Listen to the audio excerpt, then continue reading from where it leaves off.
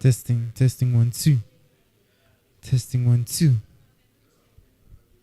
can hear me, right?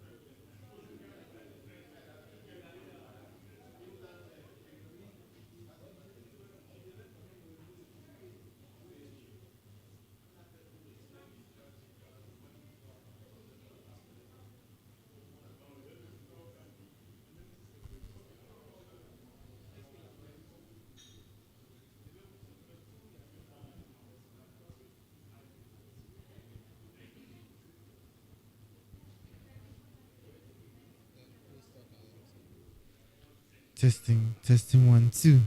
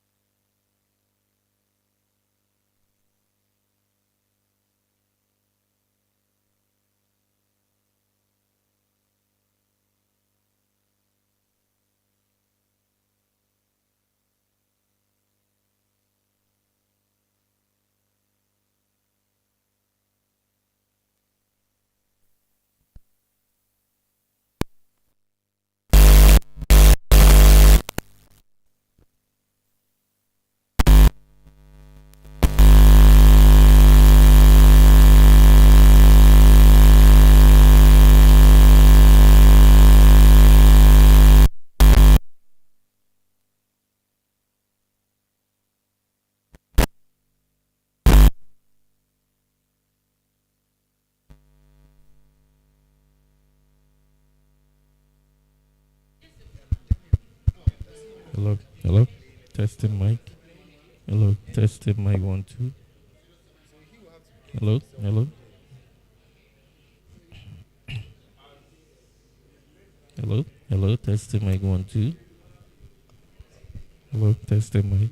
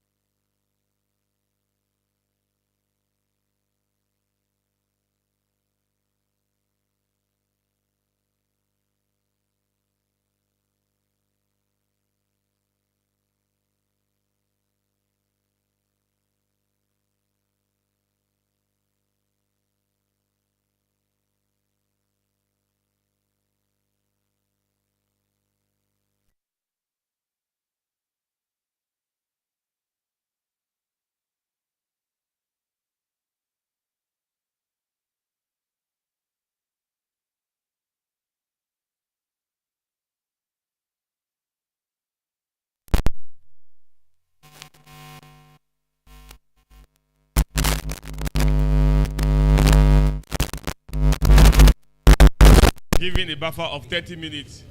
Now the buffer is going to 1 hour. So kindly have your seat and you can start. Is it your laptop? You can connect your laptop.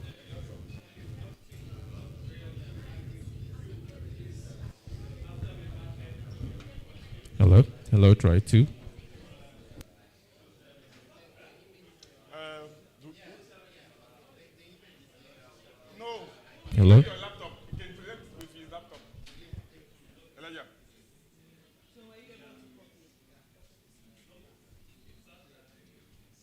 Is it?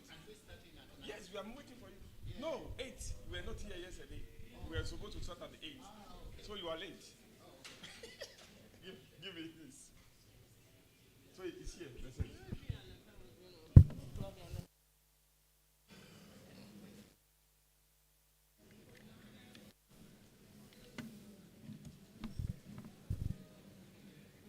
What's the date? It's only Derek's. Okay, that's his. So, Yes, okay. And the other one is there. yes. But I didn't do the. No, don't worry, that's cool. You just come in. Okay.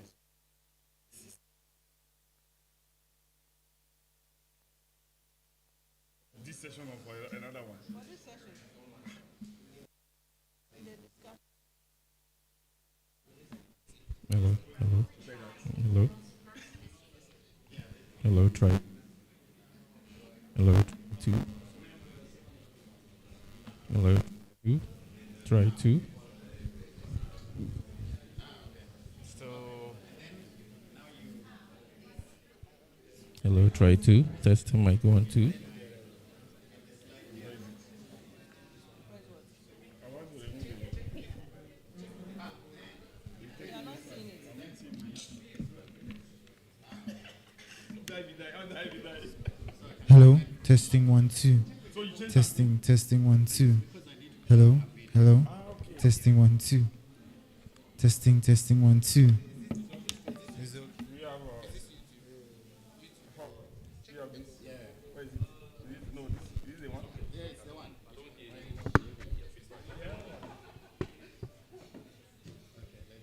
So listen then.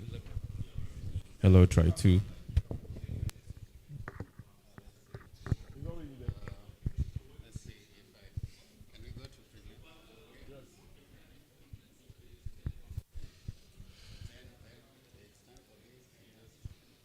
Hello, testing mic 1, 2. You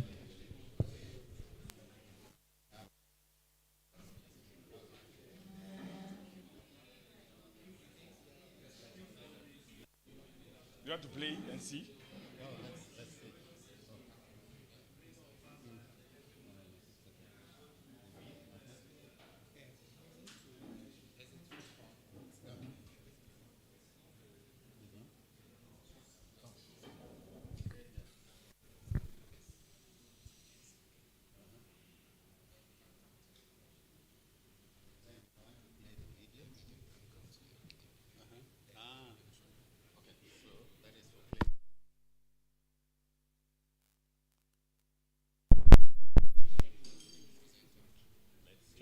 Check where in.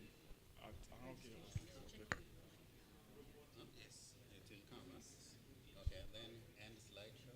Yes. Okay. All right. You are good? Yeah. Okay, can we start?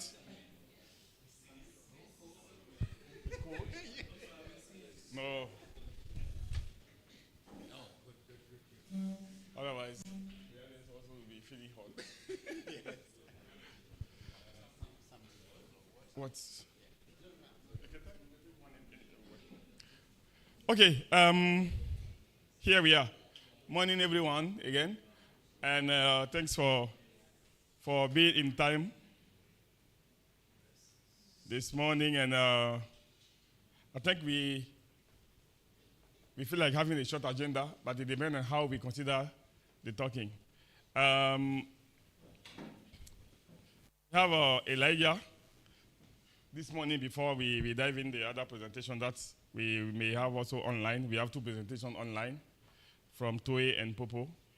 Aside that, the only live presentation here will be the progress on the project that Derek will be sharing with us, with Joanna. After that, we go to the general discussion. So that's what we have for the day. We have a campaigning among us. Initially, we could not put the presentation and program in the overall agenda because we needed to ensure that they may be coming. So finally, we have a, how do you call it, valent bioscience represented by Elijah. We are supposed to have a MVU. I don't know if Seth will come, but if he comes, we also manage to get some 5 minutes for him to maybe show what they are selling actually. So I think from what Prof said yesterday and the way we wanted to go, it's good to have some private company among us to see how best they can support us, not just come to So next time we bring $20 to support us on that way. So we allow him to actually. We have like how many countries here? Maybe there are some brochures there. You can take it back when you are going to enlarge actually the distribution of what he's trying to sell and how best that can also contribute to your country vector control activities. So Elijah is here. I think he may introduce himself first. Thank you. Thank you, Joseph Shabi. Gladly, I am among many colleagues that I know and are known to me. So thank you to the organizers for giving the private industry an opportunity and for us at Valent Biosciences to also be part of this meeting. From my scanning of the environment and the discussions that have gone around here, it feels to me that this meeting is a close-knit meeting of mostly academics. And so it's important that we also give space to the private industry that translate the very useful research that the academia and research institutions generate into products and solutions. So I'm very grateful. So I've been given only 5 minutes, and I'm going to talk about one of the products that we feel is useful in this region where Aedes arthropod-borne vectors and arthropod-borne viruses are endemic, and there are common and epidemics related to these are commonplace, like dengue fever, yellow fever, and other arthropod-borne viruses. So what I've done is, instead of talking about this product, we do have a short video clip that provides an explanation about what this product is about. And then, so I'll play that, and then I'll follow up with some 2 slides talking about a few key points, and then I'll end. Okay, let's see.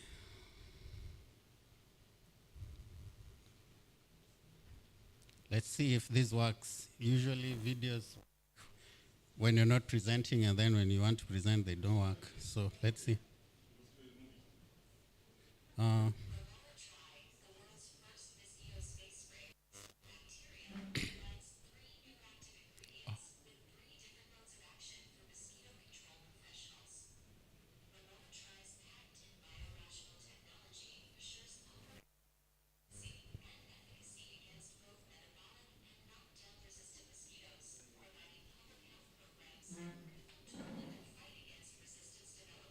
I think the volume is not very good. Oh, okay. I'm sorry about that. Yeah? Yes. Oh, Bluetooth, yes, yes, yes.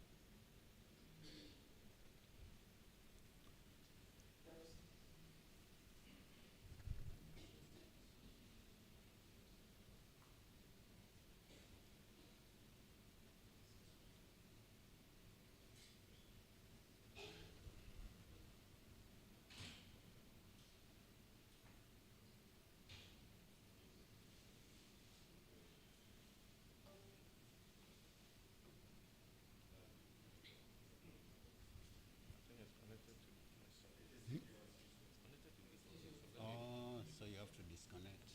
Okay.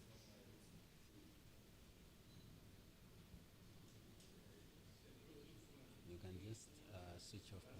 Okay. Okay.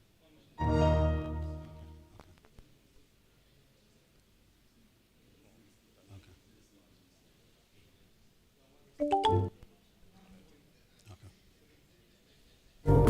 This unique combination of 3 active ingredients requires delivery with a novel formulation technology that can penetrate the mosquito cuticle and deliver an effective dose. The active ingredients in Ramoa Tri include Okay, so we'll start abamectin, again. a naturally occurring... It's only 2 minutes. I'm really sorry about that. Okay, let's start this again. Ramoa Tri, the world's first mosquito space spray based on a bacterium, combines 3 new active ingredients with 3 different modes of action for mosquito control professionals. Ramoa Tri's patented biorational technology assures operational consistency and efficacy against both metabolic and knockdown-resistant mosquitoes, providing public health programs a critical tool in their fight against resistance development. This unique combination of 3 active ingredients requires delivery with a novel formulation technology that can penetrate the mosquito cuticle and deliver an effective dose. The active ingredients in Ramoa Tri include abamectin, a naturally occurring compound produced by fermentation of a soil bacterium. Abamectin binds with the glutamate-gated chloride channels, causing irreversible electric conduction, cellular hyperpolarization, and paralysis. Glutamate-gated chloride channels are not found in mammals, thereby giving abamectin a wider margin of safety. Fenpropathrine, a pyrethroid, which, like pyrethrins, affect the voltage-gated sodium channels by binding to specific receptors and creating persistently open channels, which results in muscular paralysis and death of insects. C8910, a patented blend of 3 different fatty acids. The mode of action of C8910 is thought to have similar effects to organic insecticidal soaps, by which they either break down the cuticle protection and/or suffocate the pest insect. This theory is strengthened by the agitated state of insects exposed to C8910. Together, these active ingredients and 3 separate modes of action combine to make Ramoa Tri a powerful tool in the fight against resistant mosquitoes. Thank you. So that's on adulticide. We believe that it could be quite effective, especially during epidemics, when you need to knock down the adults pretty fast to bring down the rates of transmission. So how do I get that out? Okay, yes. So so I wanted to say that, so this is a group, a surveillance network. And indeed, surveillance is very important to understanding the ecology, the ecological dynamics of the vector. But surveillance in itself is not enough to eliminate the challenge or the scourge of these arboviruses. So you need to go further to implement a control and elimination intervention. And this is where we suggest the use of WAASuN for targeting the adults. In regular routine management, for most of these arboviruses, vector control is the is probably the only intervention that exists, because if you're talking about dengue, for instance, there is no known treatment. Vector control is the major intervention. And so we believe that vector control is a key intervention in combating arboviruses. And so we have products and solutions as Valent Biosciences that are ready and can be deployed for management of these vectors and the diseases they transmit in this region. Valent Biosciences has been developing many vector control products for decades now. So we are experts in this field, and so we are ready to partner with you so that we can provide solutions to these challenges. So as one of the things that you notice from the presentations here is that there's a major challenge of insecticide resistance. And this is where, from the video that you just watched, WAASuN is a triple action product that combines 3 modes of action. And so this is one of the ways to address challenges of insecticide resistance, specifically KDR and metabolic resistance. So we are willing to provide samples of WAASuN to, this is a mostly research and academia group. We are willing to provide samples of the product for testing to facilitate registrations in the different countries, because as you know, to be able to deploy the product here or in the region, we'll need to have the product registered. So if there are groups among you that are willing to do field trials to generate the data for registration, please talk to me, or you can talk to my colleague Silas, who is not in the room, but many of you know him. We also do want to understand in this region, we know from malaria perspective, we have the malaria program that deals with malaria control, but it's not very familiar to us which agencies deal with arboviruses. So we'd like to know more about that and see how we can partner with you in product testing and also deployment of the interventions. So WAASuN has been submitted to WHO for PQ listing as part of the pre-qualification process. So the dossier is with WHO, and hopefully the PQ listing will be out soon. So I did circulate through the registration desk English version of the WAASuN product. I believe most of you have had a chance to have a copy. We also have a French version, knowing that in this region, most of the countries are French speaking. So we didn't get the translation in good time to print it out, but we already have it. So we have a soft copy. So if you want a copy of the brochure, but in soft copy, you can scan that QR code. This is what I'm talking about. You can scan this QR code. In future, when we meet in future meetings, we'll definitely have French versions of this. Finally, I'm available for us to keep talking. That's my contact. You can, you wanted to, for those who wanted to scan that. You have 30 seconds. Yes, because my time is up. Okay. I hope you're done. And then that's my contact. Let's keep in touch. For some of you, you will have my contacts because we've been colleagues, friends and colleagues for some time. Otherwise, I want to really thank the organizers for giving me and giving Valent Biosciences a platform in this meeting. I look forward to us engaging further. Thank you, Joseph.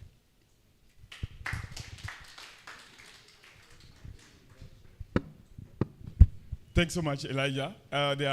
We allow you to maybe answer to one or two questions before you leave. So, yeah. Let's give the mic.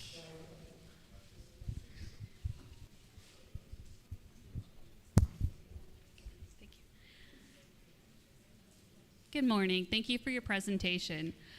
I have a comment and a question. So I just want to say that I've been involved in some field trials of Rimowa Tri, and we've, in the US, in Florida, found it to be effective against resistant Culex fungifasciatus. So I just wanted to share that information. And I've also seen a lot of great data in support of this product against resistant Aedes mosquitoes as well. So I just wanted to share that information.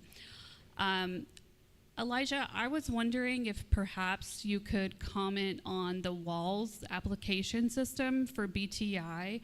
I had Imelda ask me about how BTI could be successfully used against cryptic Aedes larval habitats. And I think the Valent Biosciences WAAS system is a good system for that. So could you please comment on that? I think there's interest. Maybe I forget, then Nwanko can go next. Yes, so thank you. First of all, thank you for that compliment and confirming the effectiveness of Rimowa Tri. About WAAS, hello? WAAS stands for those wide area larvicide. And it's a technology that was specifically developed by Valent Biosciences. So today I only presented about an adulticide space spray. But before this, Valent Biosciences is much more known for developing biorational larvicides. And so WAAS is very effective, especially in the continent of Africa, for targeting Aedes because we can never be able to locate all the containers that we can target for larval habitat, for larval treatment. And that's where WAAS comes in.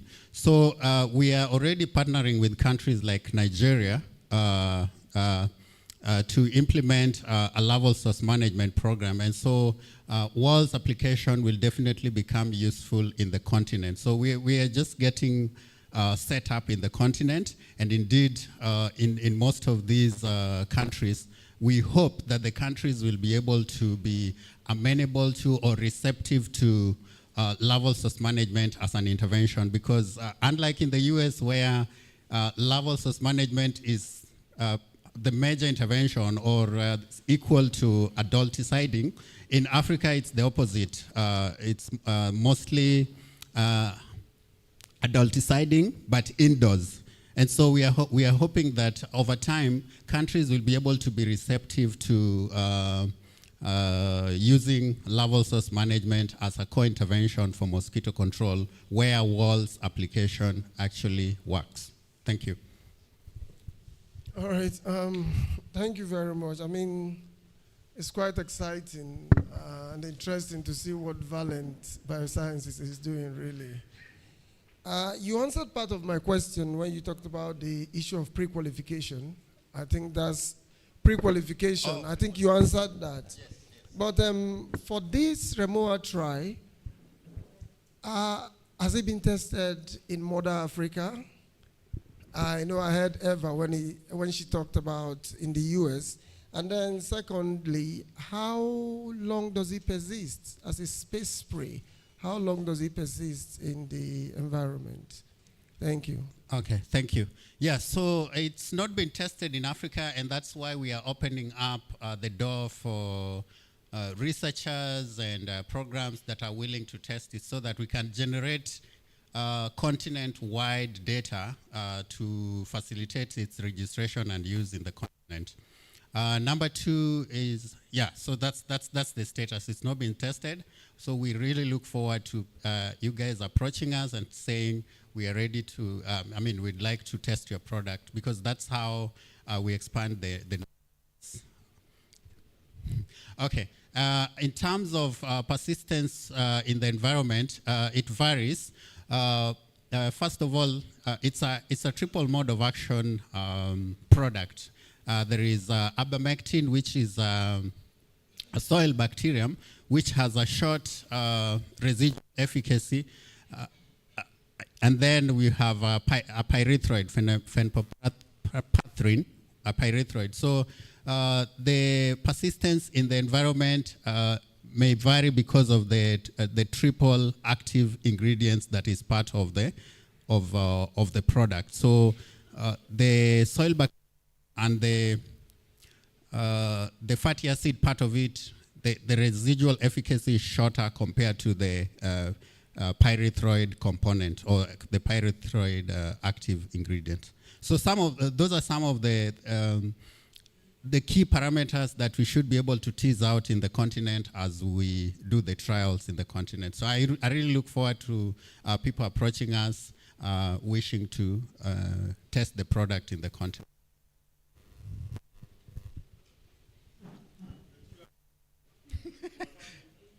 Entomologists.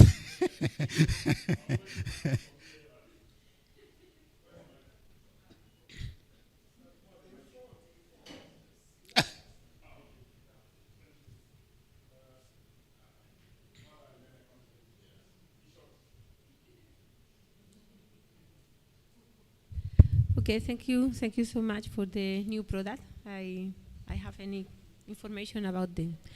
I'm thinking about this pyrethroid, because if you said that is because could be persistent in the environment, but that is the problem with pyrethroid, no? If the mosquito is resistant, at the final it's like you have only a biocide that can maintain during 2 weeks, perhaps 3 with activity or not. So for me, at the final you are using pyrethroid in the mix, and we have problem with pyrethroid resistant.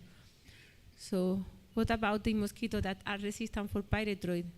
So at the final you reduce like only some bioproduct similar to VTI, that the problem with VTI is the persistency in the environment, no? It's a good product, I like, but I had the last year with your colleague this discussion about how long we can maintain VTI larvicide in the environment, because the problem is the continuity, no? Not always the program, the people that are going to do the control can go frequently and change the product. So what about these cases? You have resistant pyrethroid mosquito with this product. Thank you. Okay, yes. Yeah, thank you. So I understand that concern. Actually, it's a question that we've received for why there is pyrethroid as part of the active ingredients. But remember, it's a 3 active ingredient product. And there are actually mosquitoes that you'll encounter in the field that are still susceptible to pyrethroid. So it targets pyrethroid-resistant mosquitoes. So if they are resistant to the pyrethroid active ingredient in the product, they will still be knocked down by the 2 other active ingredients in the product. That is the ivermectin or the long-chain 3 fatty acids. So the pyrethroid is there to ensure that the pyrethroid susceptible mosquitoes that you'll certainly encounter in the environment are also knocked down. And then in terms of persistence, Valent Biosciences prides itself in developing biorationals. And biorationals by their nature are, they have short persistence in the environment. And the advantage of that is so that the product or the active ingredient does not persist in the environment too long, allowing mosquitoes to develop resistance to them. So we develop products that have shorter residual, shorter persistence in the environment so that they also don't contribute to more resistance. Yep. Yeah. Thank you. There was another.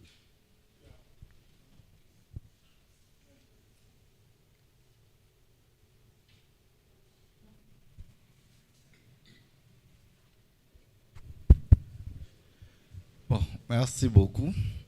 Accepte. Hein? C'est la loi de la nature.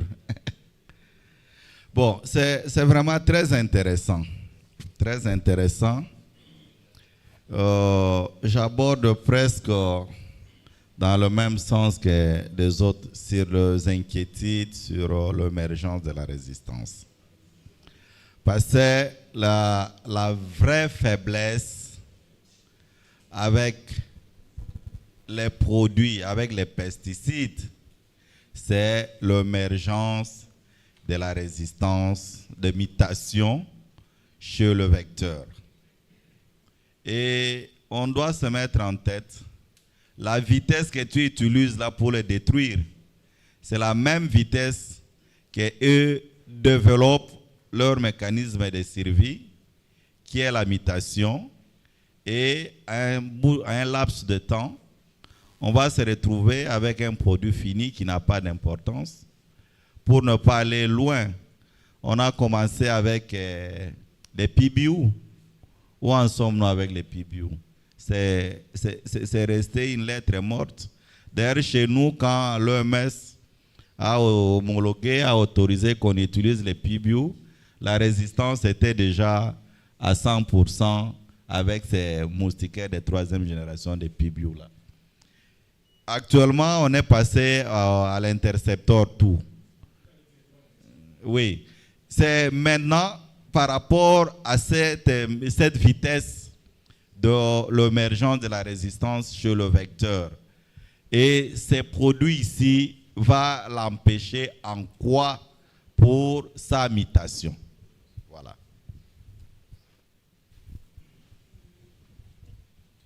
Okay. Just to summarize what he said, because he was trying to make comments that you don't need. You hear interceptor, that is not your business. He was saying that the weakness of bringing new insecticides is facing resistance in the near future. So the way we bring new molecule in at any speed, that's also the mosquito is trying to also create a mutation against that molecule that is coming. So what you are sharing, what is your impression on the time expected to maybe face resistance in the nature against this? And then because that's why we're bringing the issue of PBO and the interceptor in Congo, for example, where they just rely on that and maybe later everything was gone. So what do you think on how long this can last in terms of vector control to actually be effective and not create any other? That's a really tough question. You're challenging me to predict the future, but all of us here are scientists, and we know how mosquitoes behave. It's normally called an evolutionary arms race. Yes. When you develop a new active ingredient, the mosquito also wants to switch its genome to be able to adapt, and that is why we've developed a 3-mode of action product. Compared to a single active ingredient, a triple mode of action product reduces the rate or the time, lengthens the time it takes for the mosquito to develop a resistance, because there is always fitness cost. If there is fitness cost to pyrethroid, if you add ivermectin and then you add a third active ingredient, it means the mosquito will have to work very hard to be able to develop resistance to these 3 modes of action compared to 1. And that's why we are doing a 3-in-1 product too, because we already know that mosquitoes, by their nature, will try to adapt through that evolutionary arms race. So we do not know what the future holds, but at least by developing this product, we are trying to slow down the rate of development of resistance, because mosquitoes experience fitness course when they switch their genome to be able to adapt. Yeah. So thank you. Thank you, everyone. Thank you so much. Yep. Yeah. That is good. Okay. Thanks, Elijah. So as he said, no, don't worry. You have his contacts, we have his email, you have also the scan of the brochure, so you can still link up to him for more discussion. And the company is selling next year. According to your interaction with him, maybe we bring money now to support us. So make sure you link up with Elijah. We go quickly for the next presentation from our project. I think our prof talked about that project, and those who were in Senegal were really impressed on the first data that we had. Some countries has brought later on some additional eggs, so I think we have a lot of dots in the map now, and Derek will help us sharing that data for more discussion. Let me see this.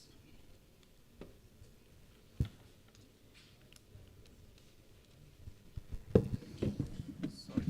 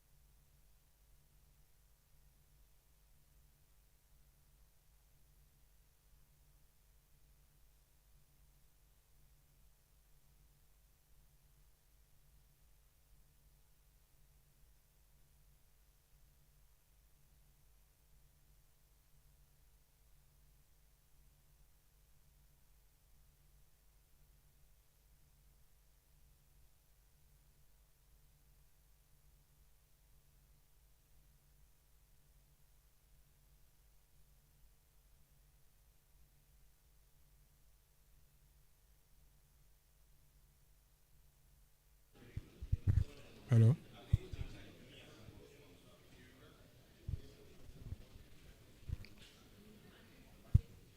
Hello. Good morning. Okay, we are starting. So hi everybody. Good morning. I'm Sakite Derek, and I'm here to talk to you guys about what we've done with the eggs you've given us so far. So the study is just about the genetic diversity and comparative insecticide resistance profiles of various Aedes West. So the 2 days, people from various West African countries and other Central African countries give us updates on arboviral outbreaks in their various countries. And what we've realized is that amongst all of these countries, one thing remains that's why this network set out to contribute solutions to that problem by, one, investigating the genetic diversity of various Aedes aegypti mosquitoes by looking at the mitochondrial markers, and also compare the genetic variations of knockdown resistance profiles of these mosquitoes. So the study design. So we know, all of us here have quite some knowledge of this study, and we know that for this study, we set traps at 2 sites. That is, where one site has to be a site where there has been a viral disease outbreak in the last 10 years, and then the other has to be a site where there hasn't been an outbreak of an arboviral infection. And the distance between these 2 sites has to be at least 20 kilometers. And with each site, we set 20 traps, and each trap has to be at least 50 meters apart from each other. So after some days, when the ovitraps are collected with eggs in them, and then they are transported back to Noguchi, where the various molecular tests are done. So when we get the eggs, we first of all grow the eggs into adults, perform various morphological ID. We do the required molecular processes, that is DNA extraction, KDR, and then Sanger sequencing, and then we perform the data analysis, mostly with R. So this update is what we have done so far with the eggs we've received since 2023, mainly about the eggs we received in 2023. So from the eggs we received in 2023, most of the eggs we received are from these countries, and then with the egg density, realized that the highest egg density came from prior, that is Cabo Verde, but the egg density depends on the place where the ovitraps were set, and then the time and the period where the ovitraps were set. So they don't really tell us much. They just tell us that from this country we are getting higher number of eggs, but it depends on where the traps were set and then the period or the seasons where the traps were set. So what we also did next was that for the species abundance, we decided to check the countries from which we are getting higher abundance of Aedes species, and we realized that we got a higher number of Formosus from Ghana, but we also got Albopictus from Togo and Nigeria. These are things we reported last year, and getting Albopictus from Nigeria is not quite shocking because since the 1990s, Albopictus have been reported in Nigeria. So this table tells us the samples we've worked on. That is, you can see that from the highest number of samples we worked on is from Ghana, that is Legon, and then some other countries we've got like some very few samples to work on. So for the KDR profiling, we looked at the 1016, we looked at the 1534 and the 14, and then the mitochondrial markers, we looked at cytochrome oxidase 1 and then neuraminidase 4 and neuraminidase 5. But one thing we've not been able to do is that for the 410, we've had problems with it, and we are still having problems with it, which we hope that by next year, when we give you an update, we hope that by next year we will be done, or we'll have sorted that problem out. So the insecticide resistance profiles according to the V1016I. So this one, what we are seeing is that in most of the countries, we are seeing a high number of susceptibility. That is in Gambia, Cote d'Ivoire, and Nigeria. We are seeing high number of susceptibility. That is, the mosquitoes we worked on from these countries do not have the resistance mutation. But we can also see that in Togo and Burkina Faso, though referring back to the table, we worked on very few samples. We can see that the mosquitoes from these countries where we worked on also have a high number or a high abundance of the mutation. That is, they are resistant, but we cannot really take them we cannot really say that they are certain, because in Burkina Faso and Togo, we worked on very few samples. And then for 1534 too, we can also see that in Nigeria and the Gambia, we can also see that the mosquitoes we worked on in these countries, they are also susceptible. That is, they do not have the mutation. But once again, in Togo and Burkina Faso and Ghana, we can see that and also Cabo Verde, we can see that the mosquitoes we worked on from these countries, they have like a high abundance of the mutation. But once again, in Cabo Verde and Burkina Faso and Togo, we worked on very few samples. So we would have to take this data or this information with a pinch of salt. When we check the allele frequency from the various countries, realize that from Ghana, Nigeria, and Togo, we chose these countries because these are the countries that we worked on, that we got a higher abundance of mosquitoes from. So these are the countries that I'm presenting the allele frequency on. So for Ghana, we can see that from Legon, most of the mosquitoes from Legon had a high abundance of the of the susceptible allele, that is the V. And then for Togo, we can see that most of the, according to the 1534 mutation, we can see that quite a number of them have the mutation. Also, if you remember, you know that from this study we set traps both in outbreak areas and non-outbreak areas, and we decided to check if the presence of an outbreak also influences the mutation, that is according to the KDR mutations of these mosquitoes. And we realized that for 1016, whether the traps were set, it's not dependent on whether that place has experienced an arboviral disease outbreak or not. But for 1534, we can see that. Yes, the resistant mutation is quite it correlates with the presence of an outbreak. So we decided to plot a PCA plot, and this PCA plot is just a qualitative representation of how the KDR profiles of the various mosquitoes from these countries or the various sites where the mosquitoes are from are quite similar to each other. So we can see that Anyama and Banfora. Anyama is in Côte d'Ivoire and Banfora, which is in Burkina Faso. We can see that they are quite similar. And then Hanukope and Jadbele, which both of them are from Togo, we can also see that they are quite similar. Another thing we see is that Damango and Legon, which both are from Ghana, we can see that they have similar KDR profiles. And then we decided to draw an FST plot. So the FST plot is just a qualitative representation of the PCA plots.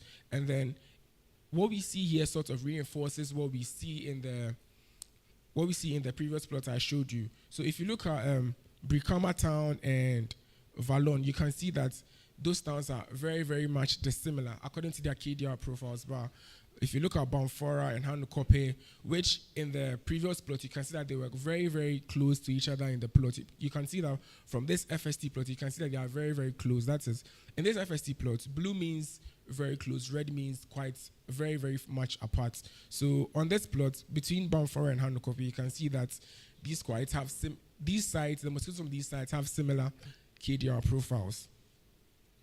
So onto the mitochondrial markers. So this is something we didn't present last year. So when we did the sequencing, the Sanger sequencing, what we did was we concatenated the sequences from the various mitochondrial markers. That is cytochrome oxidase 1, neuraminidase 4, and neuraminidase 5. We concatenated the sequences to develop, to plot an admixture plot. And what we are supposed to see in this admixture plot is that because these mosquitoes are from different West African countries, we expect them to be distinct from each other. That is, we are actually not supposed to see a mixture of genes from mosquitoes in these countries. But what we are seeing based on this admixture plot is that we are seeing that there really is a degree of genetic mixing and gene flow among these mosquito populations that we've got so far. Aside from GRE07F, which is from Nigeria, and Damango 04, which is from Ghana, we can see that most of these mosquitoes in the various West African states that we've worked on are quite similar. That is, they are quite similar, which means that yes, there's gene mixing and gene flow among these mosquitoes, and it could be because of transportation, or we don't know, maybe the mosquitoes are flying over to the various West African countries, but that's what we can come up with right now. So based on this admixture plot, we drew a phylogenetic tree, and this phylogenetic tree also reinforces what we see in the admixture plots, because with this phylogenetic tree, you don't see distinct clusters of samples from different countries, apart from Cabo Verde. But even that, we see that this other sample from Cabo Verde is also somewhere else. But apart from these three that are from Cabo Verde, we don't see any clustering of samples from different West African countries, which once again means that yes, there's gene flow among these mosquitoes. So what does all of this mean? This means that we are seeing a varied genotype frequencies between West African countries based on the two KDR profiles we worked on. That is 1016 and 1534. And then we also see that the 1534 mutation is very, very much associated with disease outbreak. And we are also seeing similar KDR profiles between countries. We don't know if these events are independent or they are caused by transborder population mixture, or, like I said, maybe the mosquitoes are flying to other countries. We don't. Once again, we are seeing that Ouagadougou shows the most genetic distance with other mosquitoes from the various other sites we've worked on. And then we are seeing that the Aedes mosquitoes in West Africa are very, very much genetically diverse and very much interconnected. This means is that because there's gene flow and genetic mixing between these mosquitoes in various West African states, we can say that, or we are certain that there might be transfer of traits such as insecticide resistance and also virus transmission. This tells us to do is that we need to, there needs to be a regional collaboration on control strategies, and that is exactly why the West African Aedes Surveillance Network exists. So I'd like to acknowledge these people, and I know you guys have questions because between our last meeting and this meeting, some of you guys sent us mosquitoes. We received mosquitoes from Guinea, Cabo Verde, again, received mosquitoes from Tanzania. We have started working on, and other West African states, we have started working on them. Hopefully by our next meeting next year, we would give you the full results of what's happening. But based on what we've got so far from 2 years ago, this is what we are seeing, and hopefully when we are done with this work, that is next year, we give you the full picture of what we have done so far. Thank you.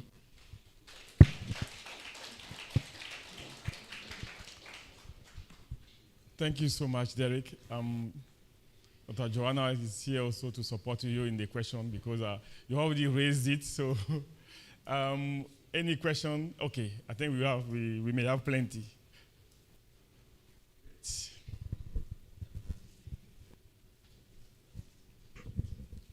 Hey, good morning.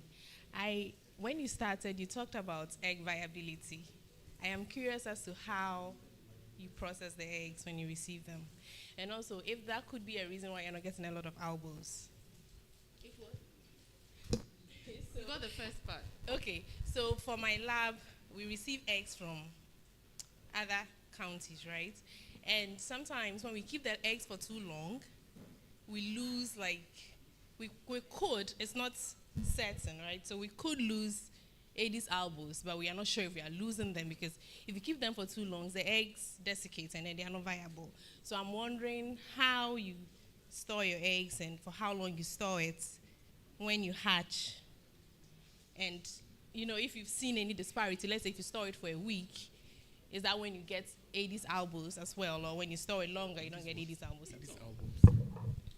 Okay, so thank you for your question. That's a great question. So in 2023, when we started receiving the eggs, realized that sometimes when the eggs were collected, between the periods where they were collected and between the periods where they were collected and transported to us, realized that it took quite some time.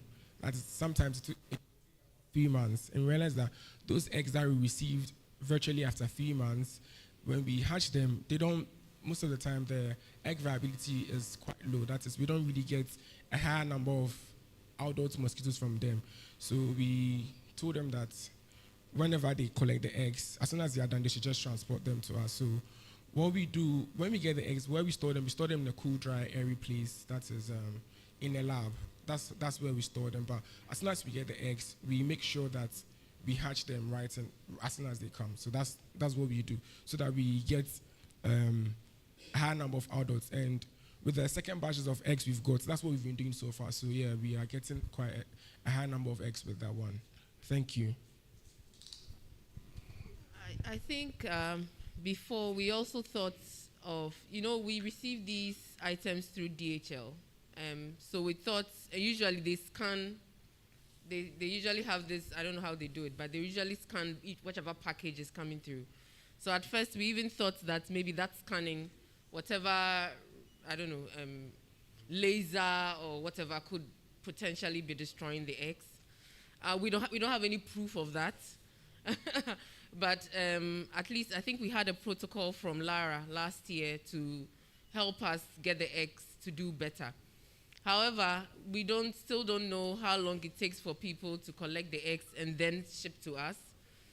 Usually, DHL is quite fast, but when it gets to us, it depends sometimes on the challenges we have in the insectary, because our insectary is usually for Anopheles gambiae, isn't it? And we're trying to squeeze our Aedes population. So sometimes we have to battle between Anopheles getting space to do. So sometimes it takes a while for us to put the eggs into water. So those are some of the challenges we've had, and I'm sorry, but the numbers don't look too great here. But I know Niger, for example, sent us eggs, and it didn't do too well. I'm surprised Derek didn't show those current numbers, but we are still not getting good enough numbers. But we will make do with whatever number we have and try to make each country represented on our data as it comes. All right. Thank you very much, Derek, and Joanna for the supporting striker role. I mean, it's a beautiful work. That is just it. This is simply beautiful. But just to add to a comment on what she said, and there was a suggestion I made last year. I don't know if you tried it out. Number of times you actually soak a particular egg. Remember, just to reiterate, that Aedes eggs at times can go through activation process by soaking, retrieving, and leaving it after 24 hours, and then soaking again. I mentioned that, so I just want to add it. He may not necessarily respond, but I just want to add that can actually help you get more.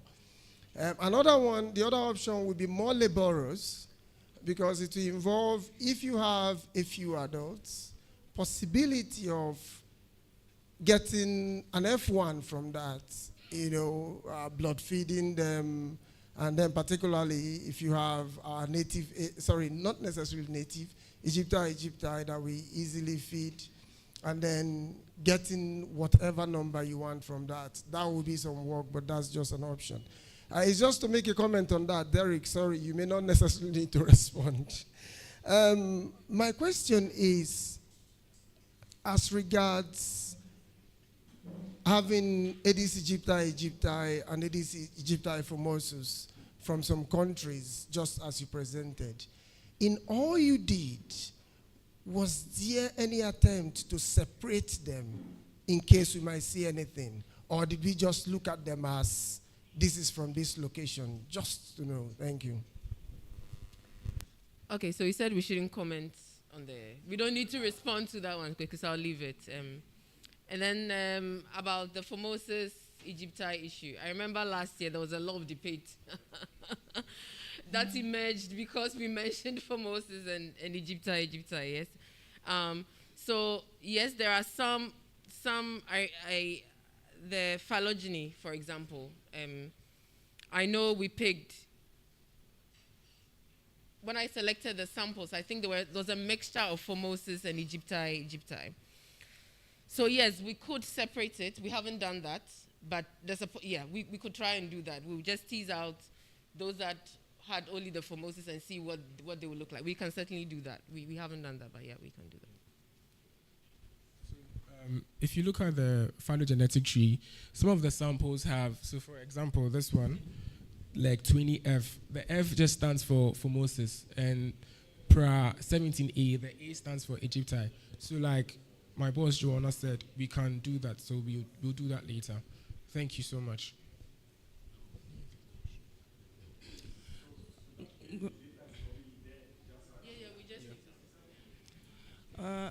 Good morning, everyone.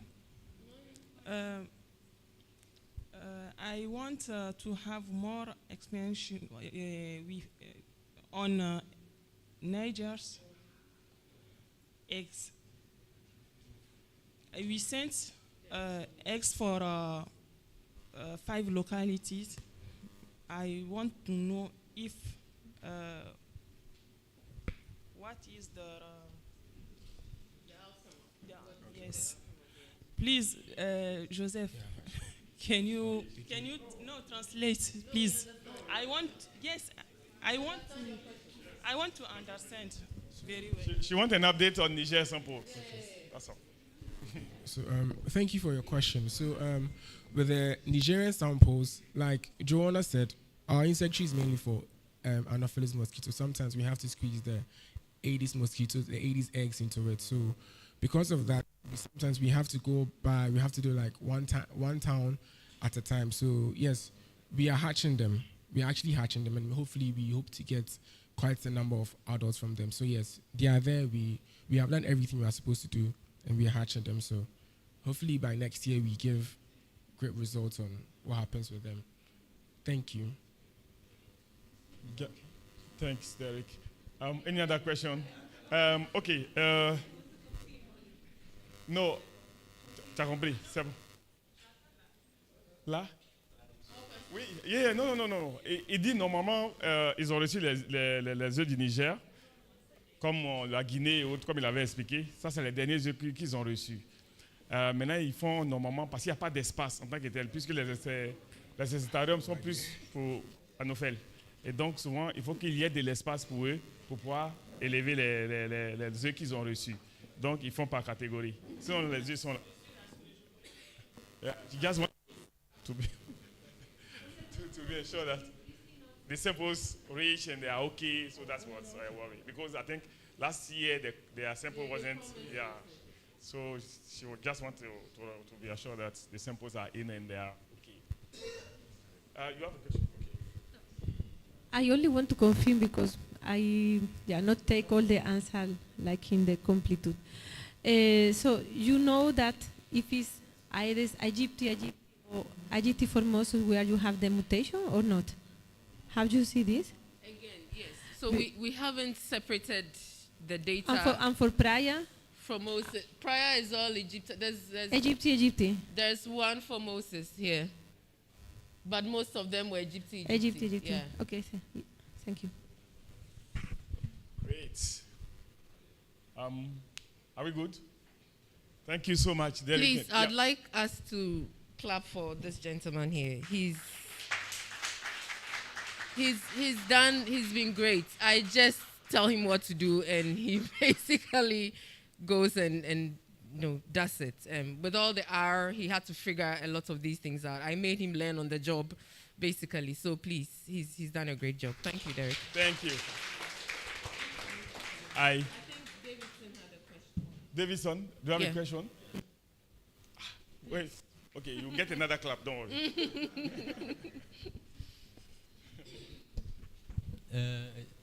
I do my question in French, maybe Joseph can translate as well.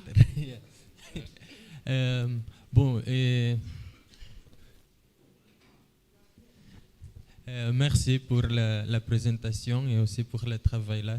Ils ont des résultats très intéressants. Mais mon question c'est par rapport à comment on dit, les autres œufs qu'on avait envoyés en 2024. Si vous avez déjà des plans pour le travailler, quand est-ce qu'on peut avoir ces données-là? Parce qu'on avait envoyé des œufs d'une autre localité et on espère que les résultats peuvent être un peu différents à cause surtout de comment on dit, on avait beaucoup de comment on dit, sobrecarga d'insecticides.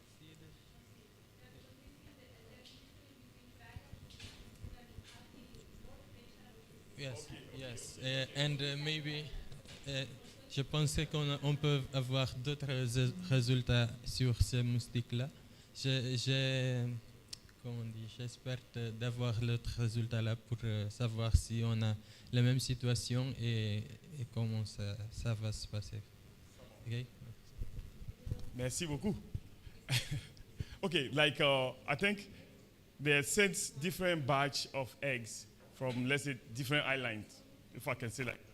So the first one that they sent, I think that's what we're presenting. Yeah. So they're expecting the last batch to see if there's any variation between those different. that where they collect now, there are more pressure instead of population. That was.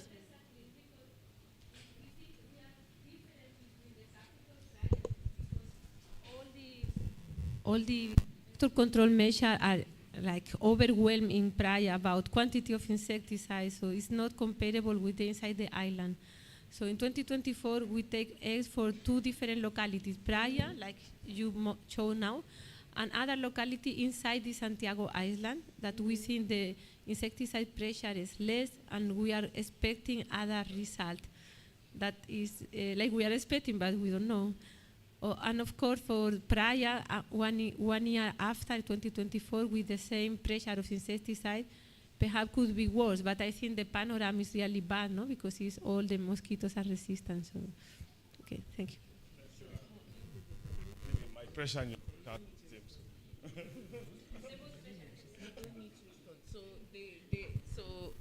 I don't know whether it was a question or it's something you're asking us to look at. Yes. The of the answer already is the same like Niger. Those are the last batch of yeah.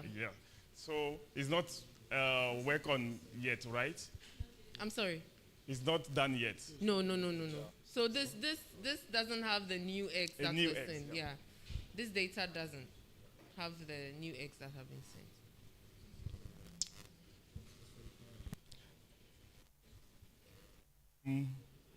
I had so much. I think the other question can. Yes, we have to clap for him again, and then we go to the next.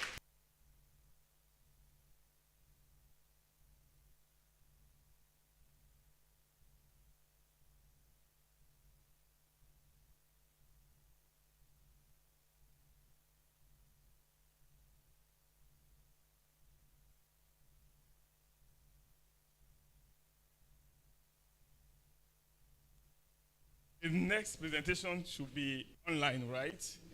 So let's set up quickly the. Can you help me to do the link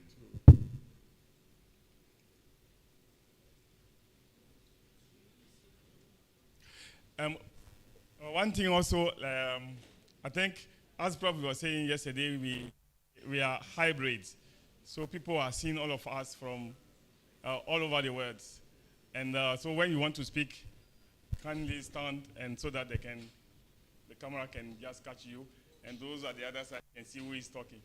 Okay? Thank you.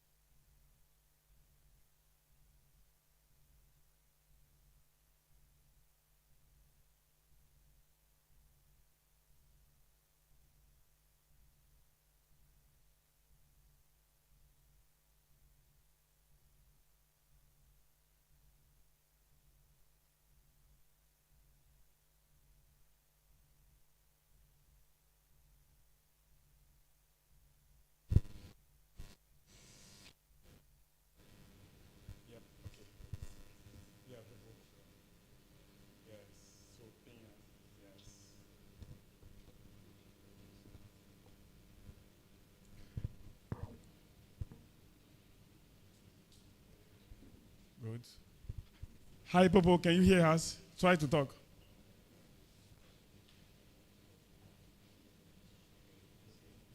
Yes.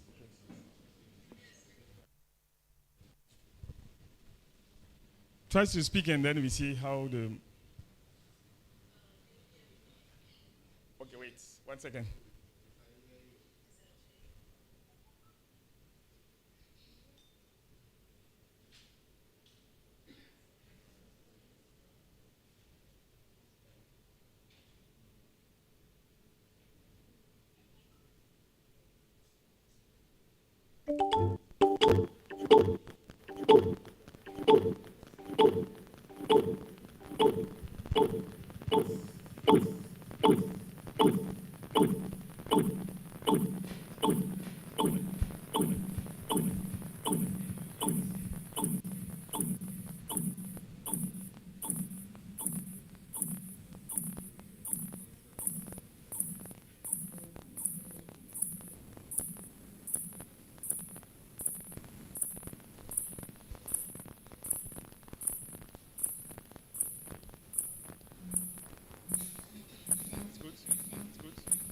Try speak and see. Try speak and see. Try speak and see. Try speak and see. Try speak and see. Try speak and see. Try speak and see. Try speak and see. Try speak and see.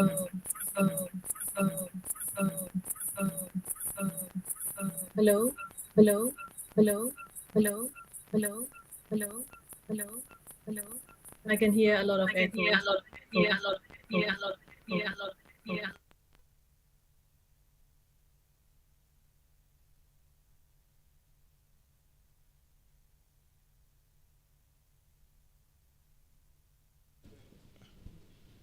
Popo, can you try?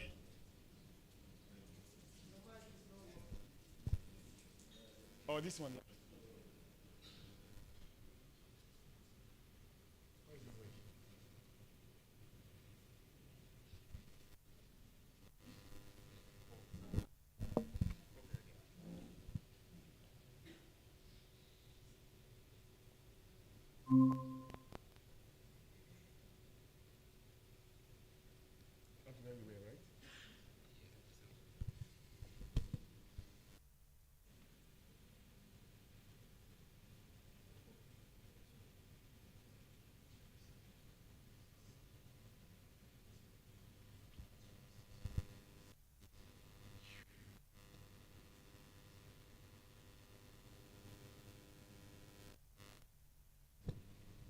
Popo, can you try? Yes, Joseph. Can you hear me now? Yes, we can hear you now. Good. Okay. So Good. Thank you. you can introduce yourself and then start. Should I share my screen? You can share it from your side if you don't have your slides. Okay. Yep. I will share my screen.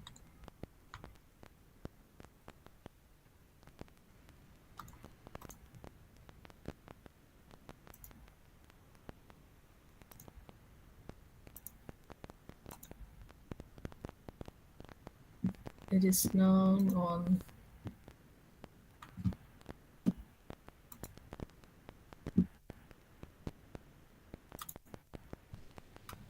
I think you can see my screen now. Yes.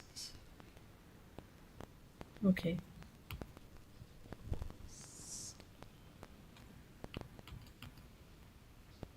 I want to move this to another screen. Okay.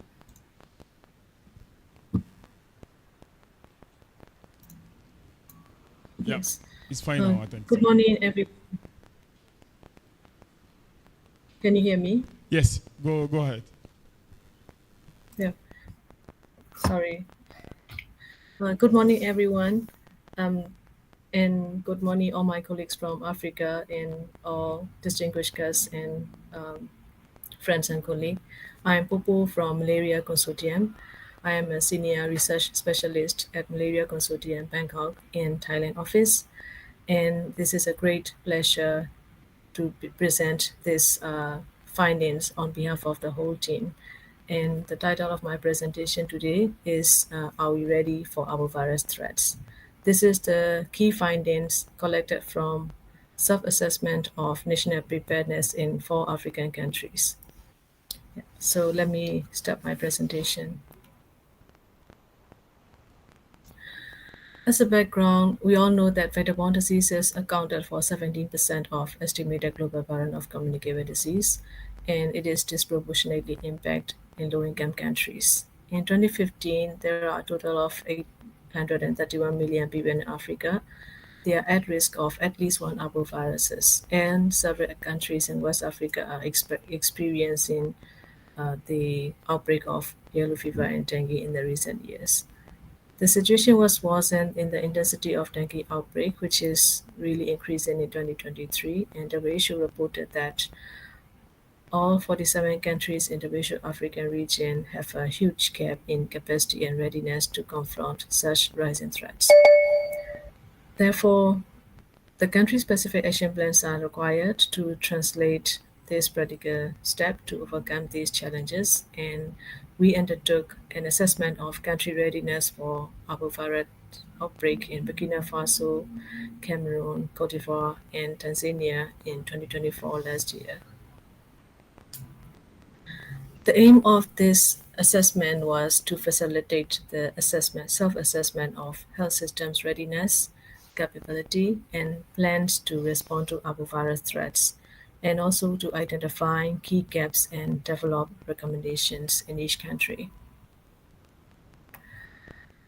In the assessment methodology, we conducted 4 approaches.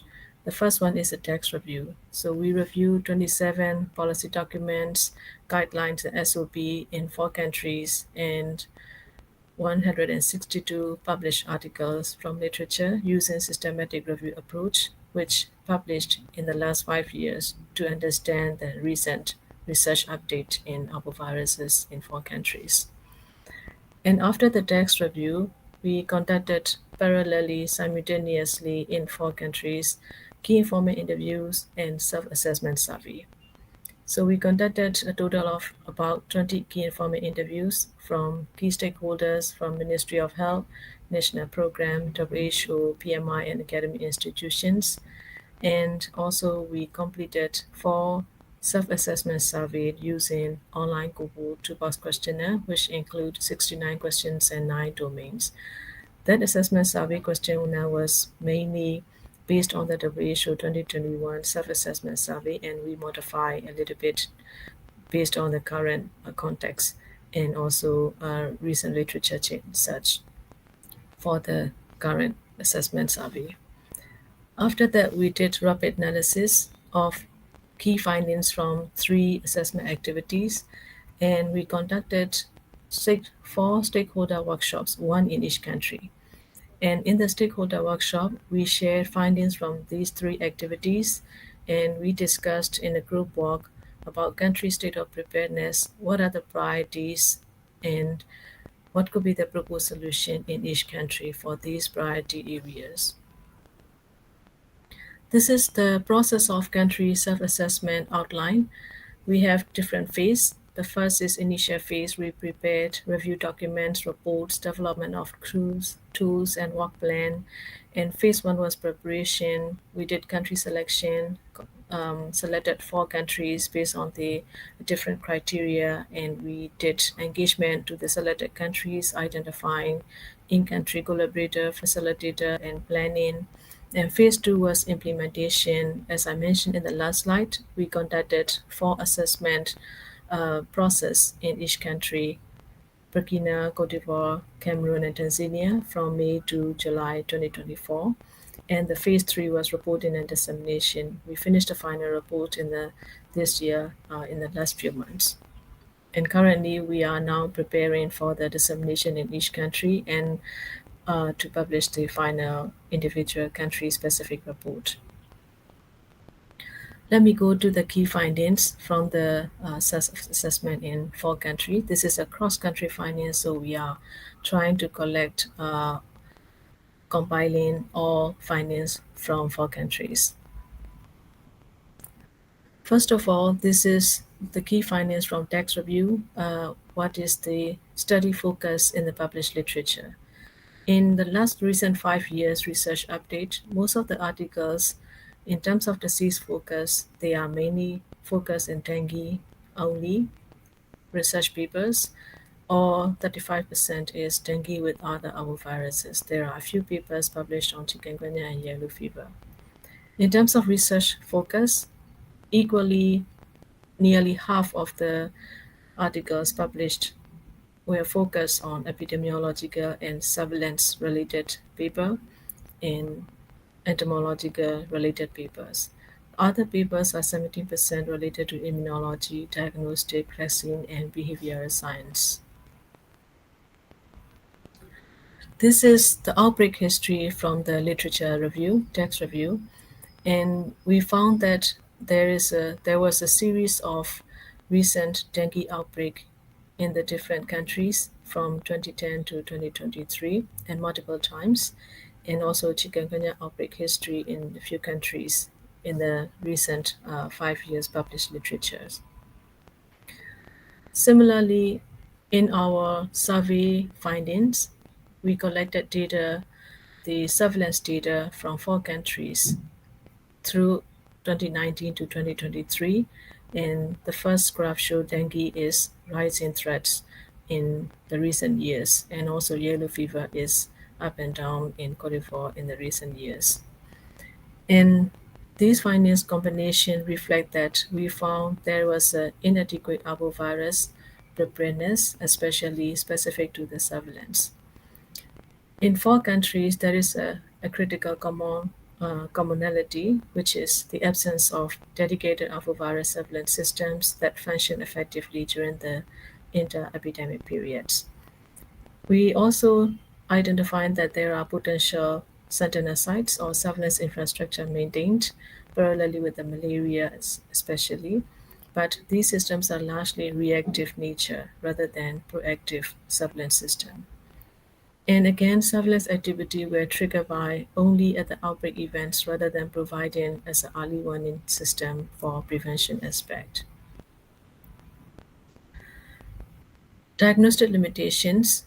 In terms of laboratory capacity, we found there was a significant bottleneck across the region, and with testing capacity concentrated at national reference laboratories, and which is overwhelmed during the outbreak situations. Rapid diagnostic tests are limited at the operational levels, and case confirmation is often delayed in terms of clinical diagnosis and also laboratory diagnosis, which is triggered in both clinical management and also outbreak response.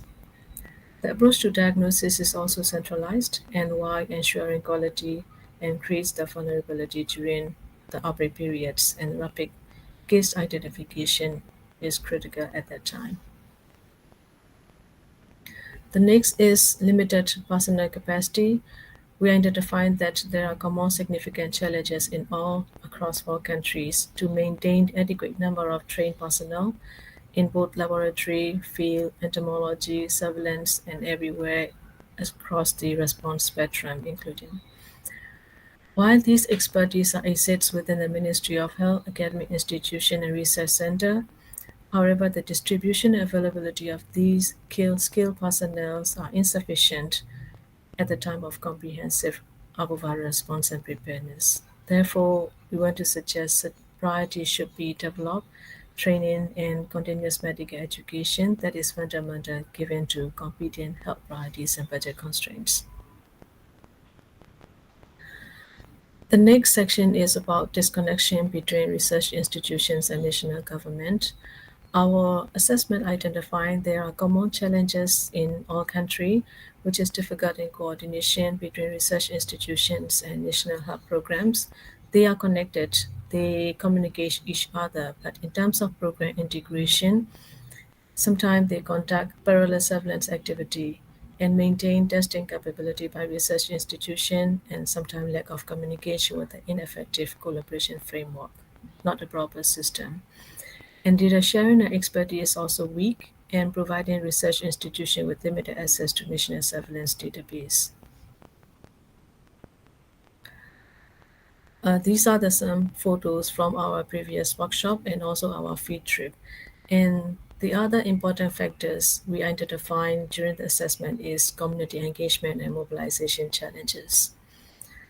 We identified that there is a limited community awareness and participation across 4 countries, and it is based on the insufficient community engagement in arbovirus prevention.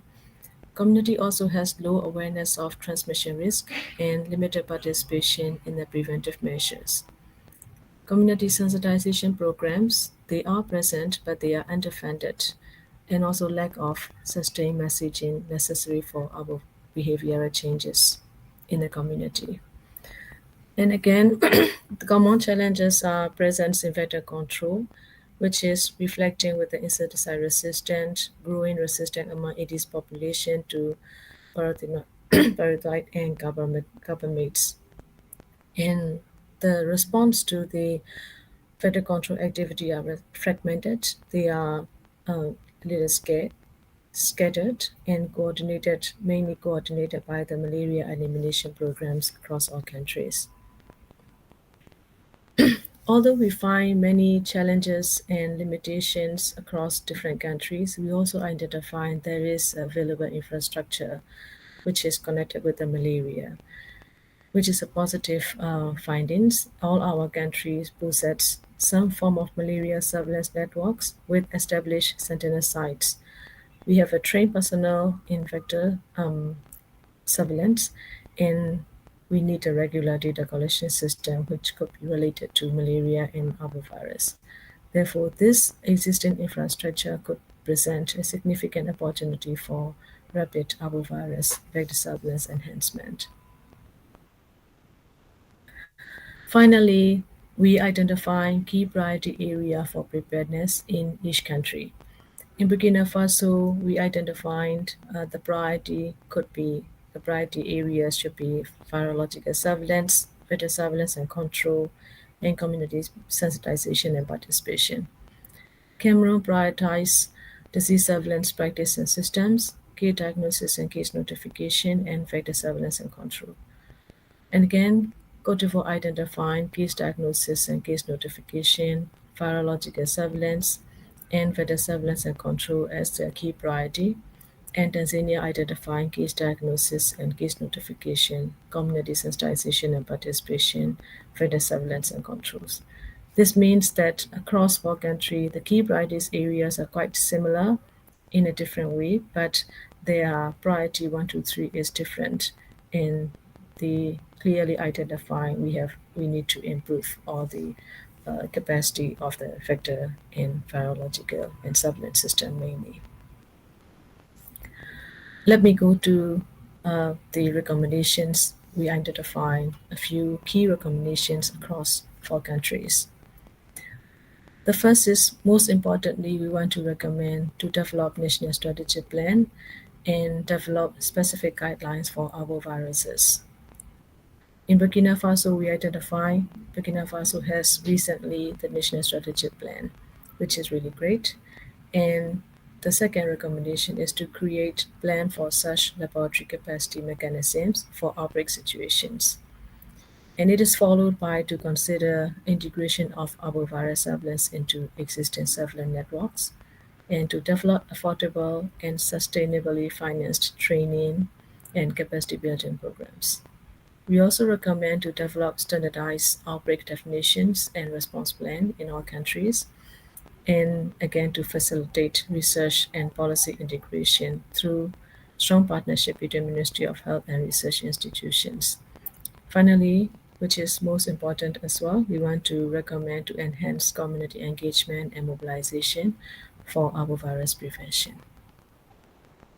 Therefore, in conclusions, though coordinated actions, standardization of approaches, and strategic use of existing systems, the public health community can advocate for cost-effective common responses that significantly strengthen arbovirus preparedness across countries in Africa.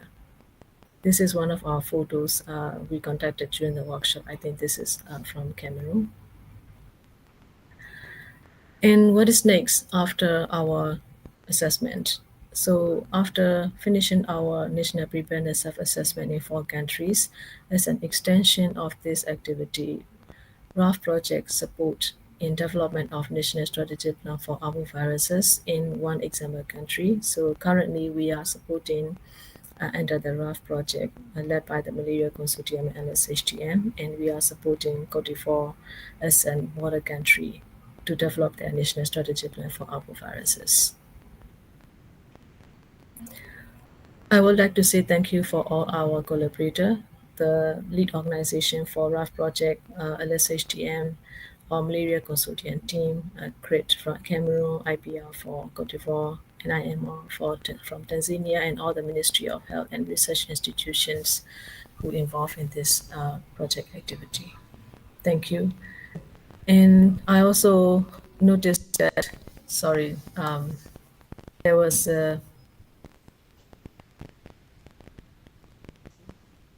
there's some of our colleagues joining to the this meeting online and also in person. I saw that Professor Dennis is joining online, and Professor Lucien Kunan and Professor Dr. Basil from Cameroon, they are all joining in this meeting. So I'm happy to respond any questions, and if we need our collaborator part from different country can also help me answering any questions. Thank you.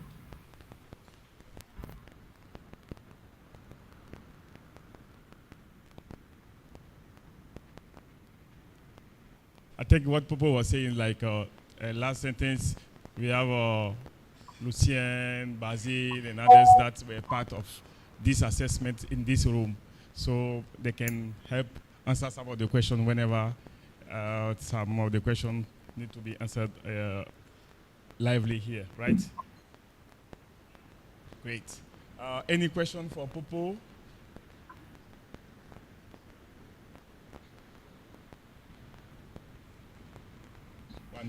One, two. Yes. Okay.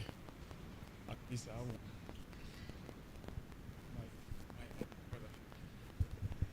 Yeah, thank you very much, Popo, for the presentation. Can you hear me?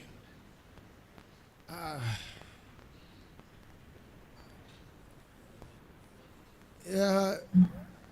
Can you hear me now?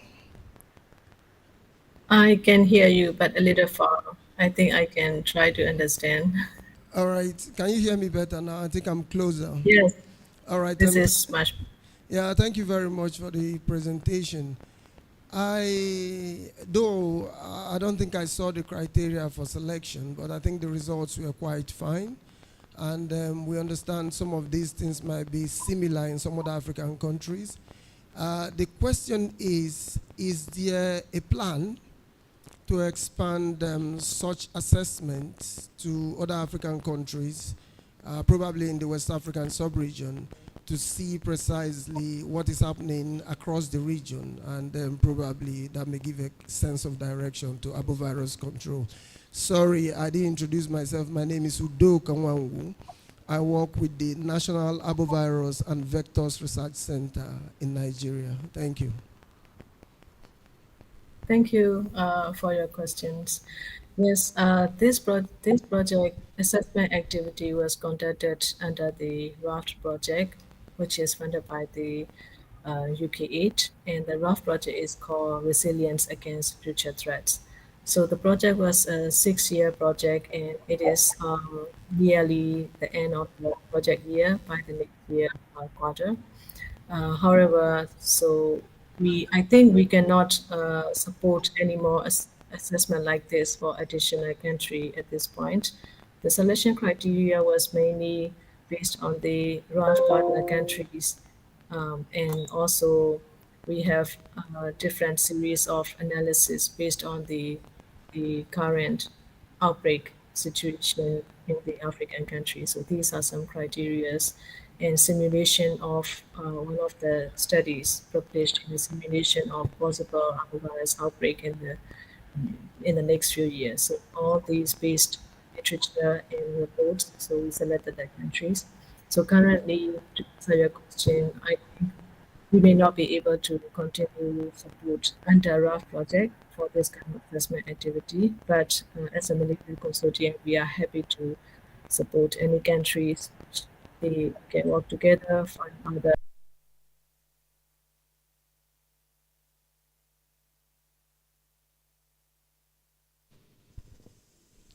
She said thank you. Thank you so much, Popo. I think, can you hear us? Because you were cut off for like 1 second. Can you still hear us? Yeah, I think it's switched. Yeah, okay, so if no further question, I think we say thank you to Popo. And as she said, Lucien is here, Basil is here. A contact can be quickly gotten from them, even myself or Prof. Dazi. So this discussion can still going on by contacting her or anybody here. And the outcome of all this also is maybe something that we maybe share also later in our next meeting. Thank you so much, Popo, and I want to applaud for her. So, yeah, we have one more presentation, so you can still be online with us, and then chime in whenever you want. Thank you.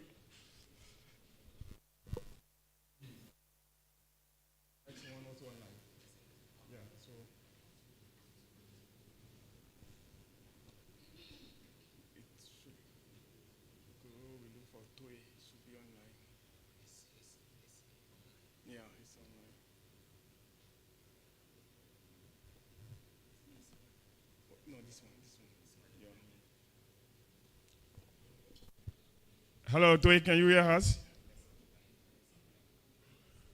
Yeah, it was switched. Can you speak?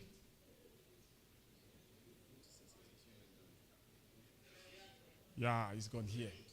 Yeah, 1 second. Let me change my settings. Yeah, this one. Connect.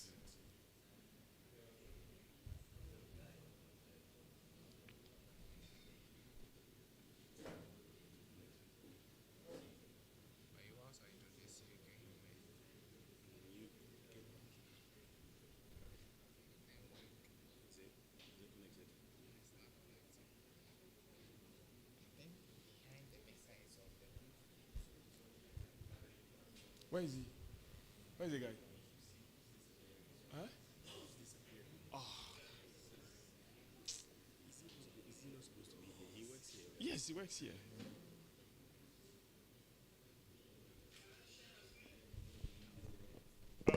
Wait, you can share your screen. We are trying to fix the audio. Try sharing your screen and then we see. Okay, presentation mode.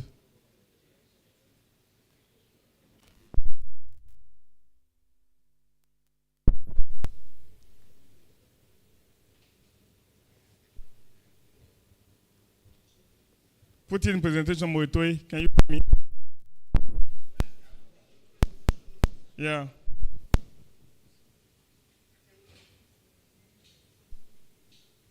Sorry? It's not presentation mode.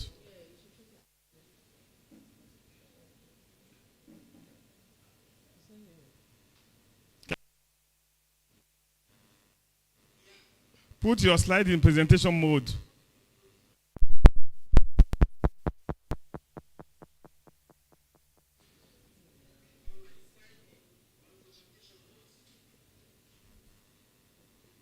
No, it's not. Slideshow.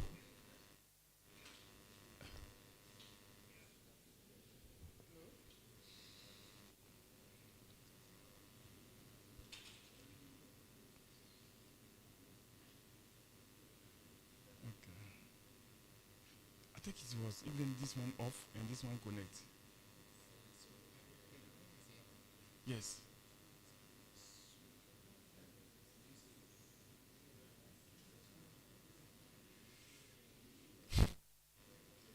The guy doing the audio now has appeared. You found him? Oh, God.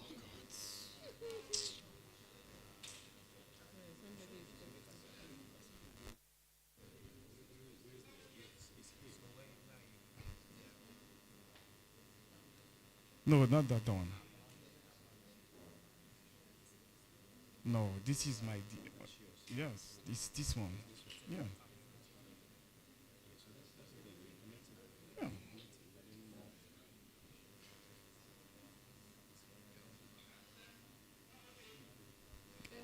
Hold on 1 minute. No, it's not okay. Toy.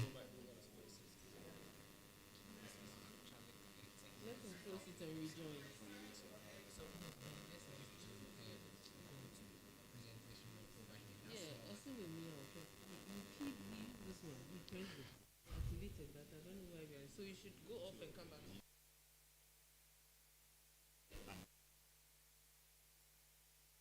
C'est pas un mode diapo.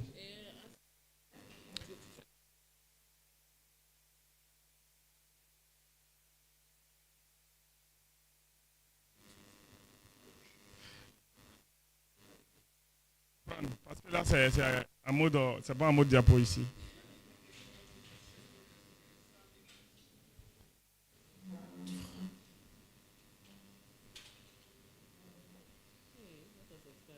Don't mind them. The sound, yeah.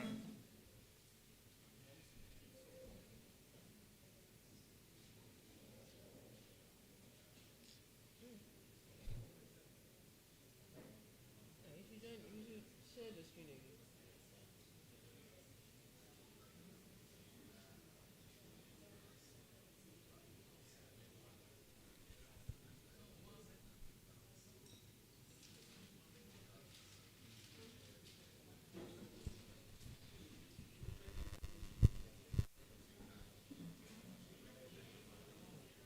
Sorry, this is hybrid issues.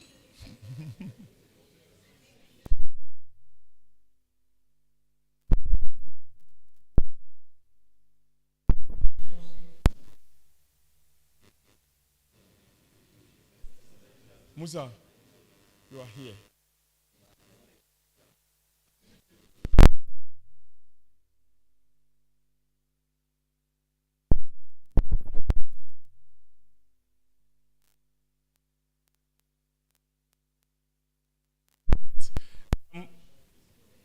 After today's presentation, we normally have the rendezvous at Noguchi.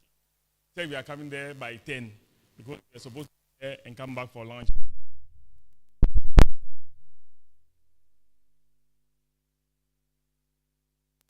And have lunch because the people are waiting for us there and then we can't keep them waiting. So we do that just after this one. So get ready to move. Okay? Thank you. Ok, toi. Toi, tu m'entends?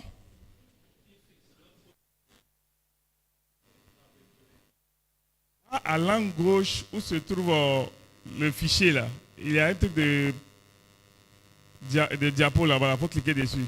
Le dernier icône là, à l'angle gauche.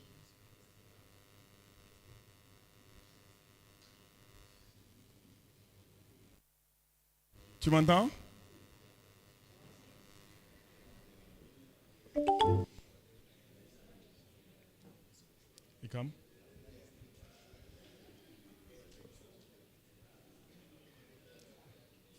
Ok, good. Tu m'entends? Tu peux parler?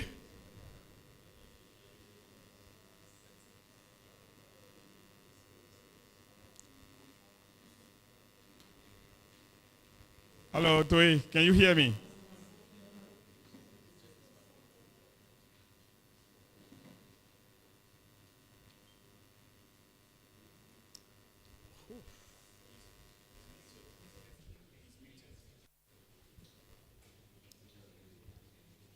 Is even gone. Hello, Joseph. Do you hear me? Yeah, we can hear you now. Good. Now we are not seeing the slide. We can see you, but not the slides. Okay.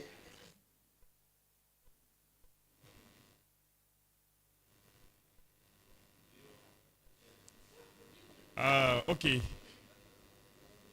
Va à l'angle gauche. Il y a présentation mode en haut. Voilà, faut utiliser ça. En haut. Le dernier icône, la coupe là. Ok.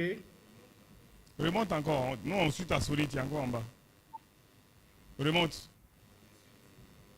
Remonte le dernier là. La dernière ligne là. Encore.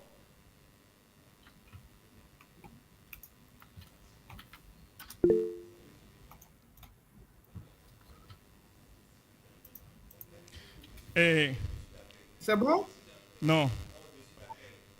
Not yet. En haut d'accueil, là. En haut d'accueil. Accueil. En haut, à droite. Clique ça, on voit. It's okay Ok. now? Non, it's not ok. Faut fermer. Tu attends de partager ton écran, pas la présentation. Ferme. Faut faire share presentation. You are sharing your screen, not the presentation. So do share screen. Hey, share presentation, sorry. Don't share your screen, share presentation. Donc tu ouvres la présentation et puis tu fais share presentation. Joseph, I'm sending a message. Okay. Yeah, I think he is using two screen and he is not sharing the screen presenting. You need to share the screen you are presenting. You are sharing a different screen.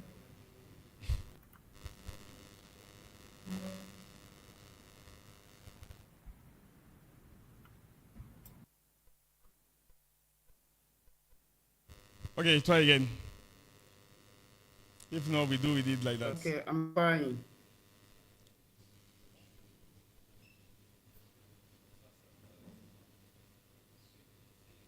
Tu utilises deux écrans, c'est ça? No, no. I'm the only one.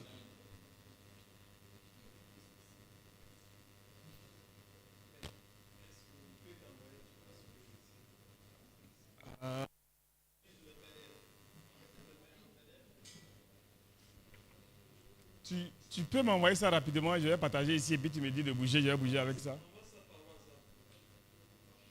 Envoie ça par WhatsApp rapidement. Envoie ça sur le groupe là si tu veux, je ne sais pas si c'est pas trop confidentiel.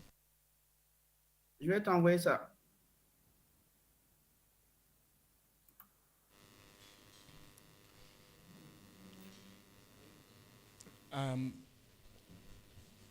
Can I share for him and then he can talk? Is it possible? I'm asking him to send the slides.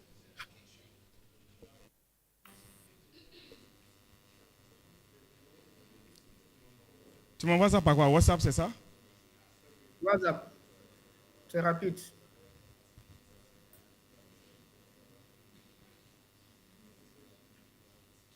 Ouais, c'est bon, je t'ai envoyé par WhatsApp. Where's my WhatsApp actually?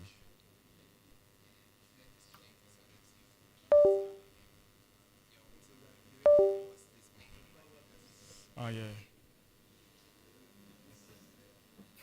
Okay, he's here.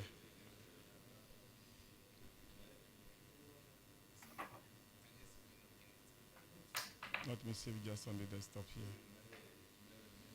Okay, now open. Okay.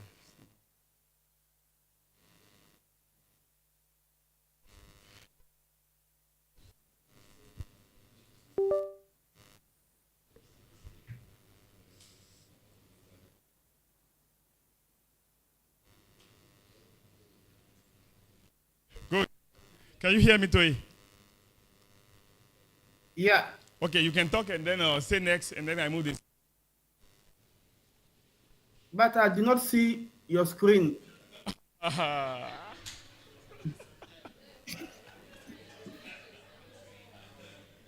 So 1 second. Okay. The screen is coming.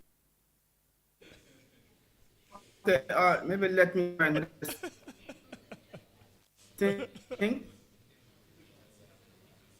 you?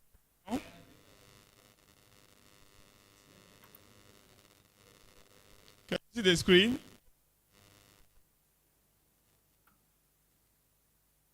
I thought the thing. Joseph? Can you see the screen now?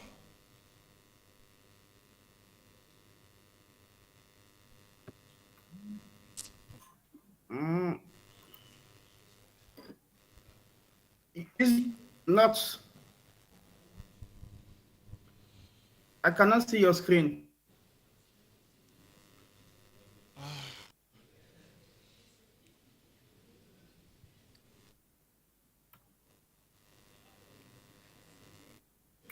Let me try again to share. The slide are here.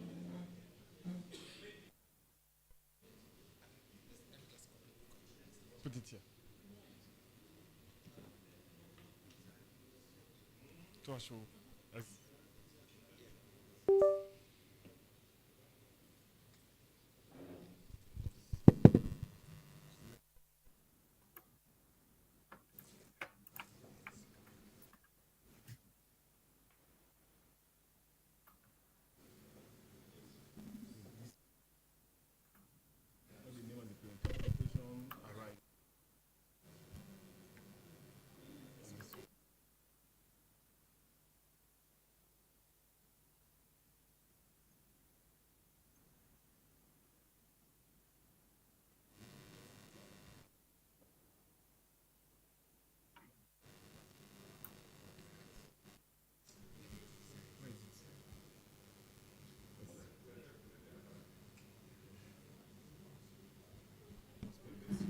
We can see them.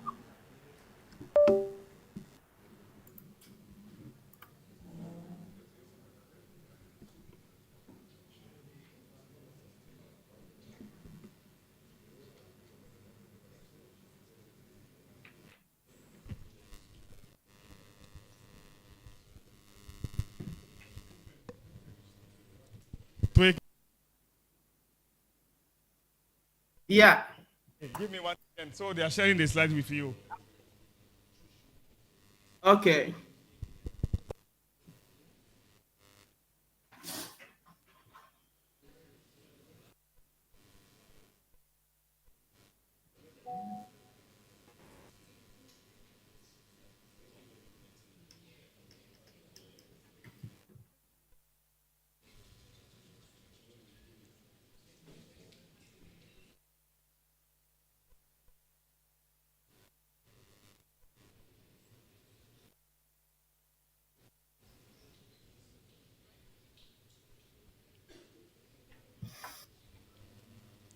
Good.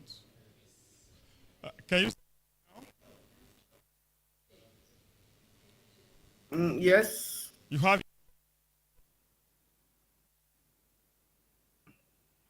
Yeah. But I am seeing the screen of Samuel Ada. Yes. Okay. Okay, I So, can go with that. So yeah. Is- So you let in the slide for you. Okay. So Yeah, okay, good. Yeah, I'm seeing, but it's very small. I will go with you. You did it. So let's Yeah, start. yeah, it's quite very small of my side. Okay, thanks so much, everyone. Yourself and then go straight. Okay, thanks so much, everyone. Thank you for giving me the opportunity as project. I'm Yasen Towe from Wagadugu, medical entomologist. Yeah. At last year, I think I present the outline of the project. And then today I'm going to present some results and also to talk about the amplicon sequencing with sample I got from the WAASuN project. Can you move? Okay, good. I I think the project is to characterize the extent of the insecticide resistance and try to understand the resistance mechanisms in ideas from West Africa almost, and try to access how this can impact behavior and ecology. The project have three specific objectives. The first is to access the evolution of the sex and the underlying mechanisms. On this one, I will go mainly to present about the objective one, where you are assessing the level of the insecticide resistance, and also talk about the amplicon sequencing you are doing. And then future, you plan also to do the RNA sequencing. And then also, I will talk about the out-seeking behavior, and then try to show the biting behavior of the Aedes mosquito you observe in Burkina Faso, and try to see the impact of some parameters on the biting behavior.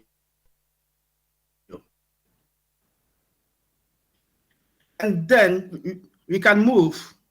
Okay, good. About the assessment of, about the assessment of the evolution of the insecticide resistance. This is part of the PhD work.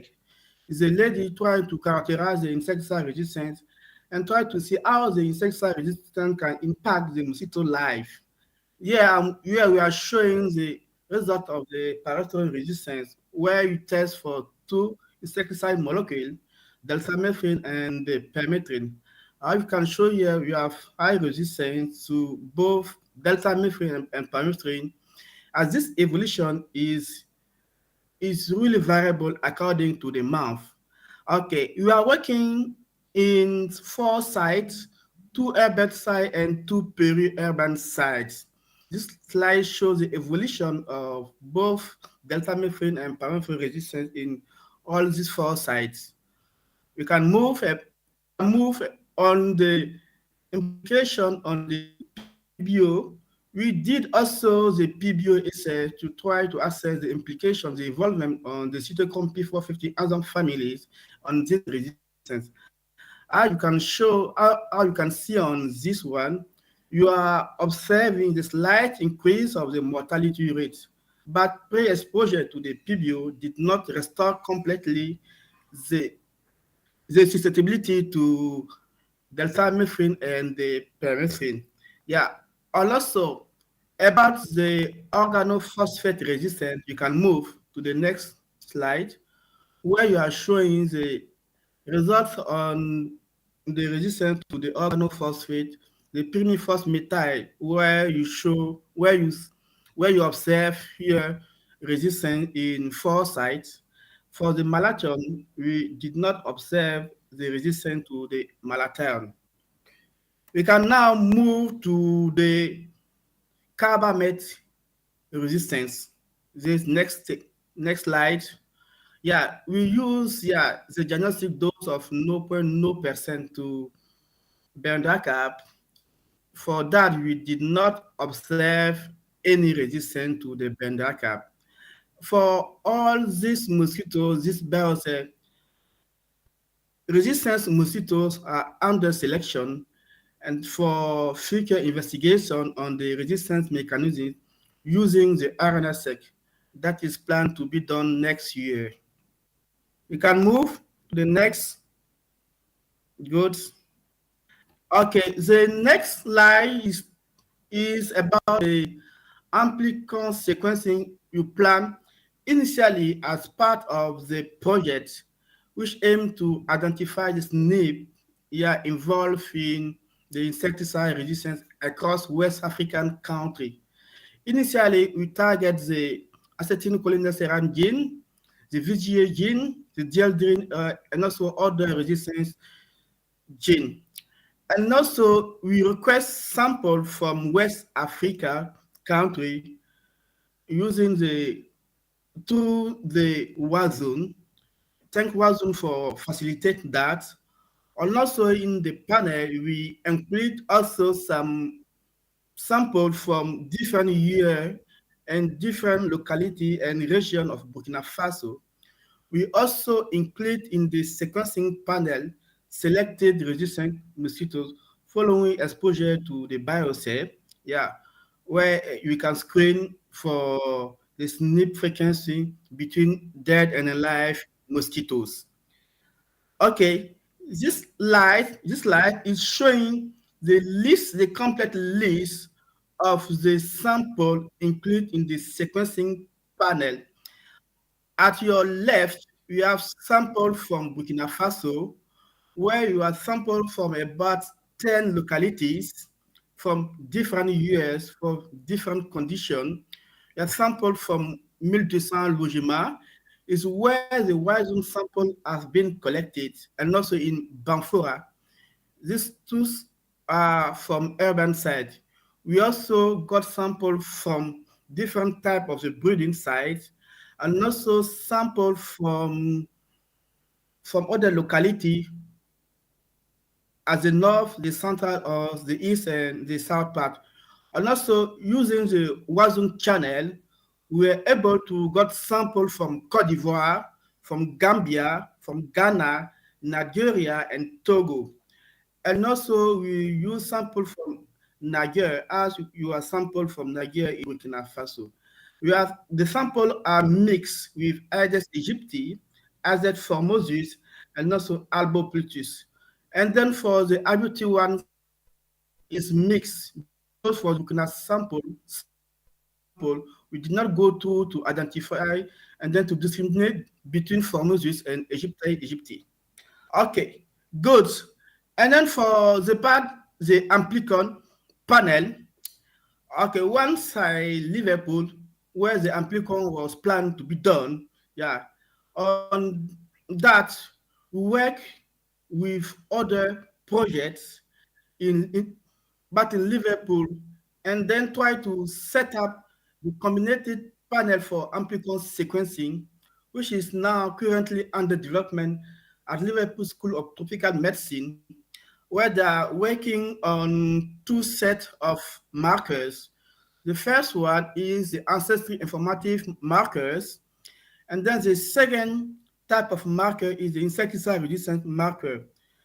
The combinated panel aim to combine the both markers from the ancestry information and then for the resistance, and then to create the unique panel, and then which can be applied to broad mosquitoes, yeah, from many localities.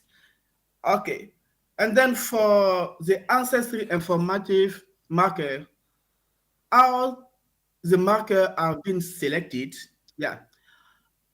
In case in Liverpool, there is a PhD student, Henry, working on the 1200 IDS, the sequencing data, and then but based on his work, he identified 96 markers distributed across the genome. Yeah, we have some for the enterogenic, exonic, and entronic parts of the genome. And also using also some analysis, we try to see if these markers can discriminate between Aedes aegypti, Aedes formosus, and also mixed Aedes mosquitoes. And also try to use tries also to do some multi-binomial analysis to try to see if these markers can really discriminate between the two species and also the admixed species. Okay, and then for the marker deriving from the resistant SNP, and also the 1200 panel also are being used to try to identify some SNP really maybe really involved in the insecticide resistance. This analysis try to identify 78 SNP which can probably be involved in the insecticide resistance in Aedes. And also having all these markers, this SNP, and then we try now to produce the multiplex primer for amplicon panel, try to combine the 96 ancestry informative marker and also the 104 resistance marker.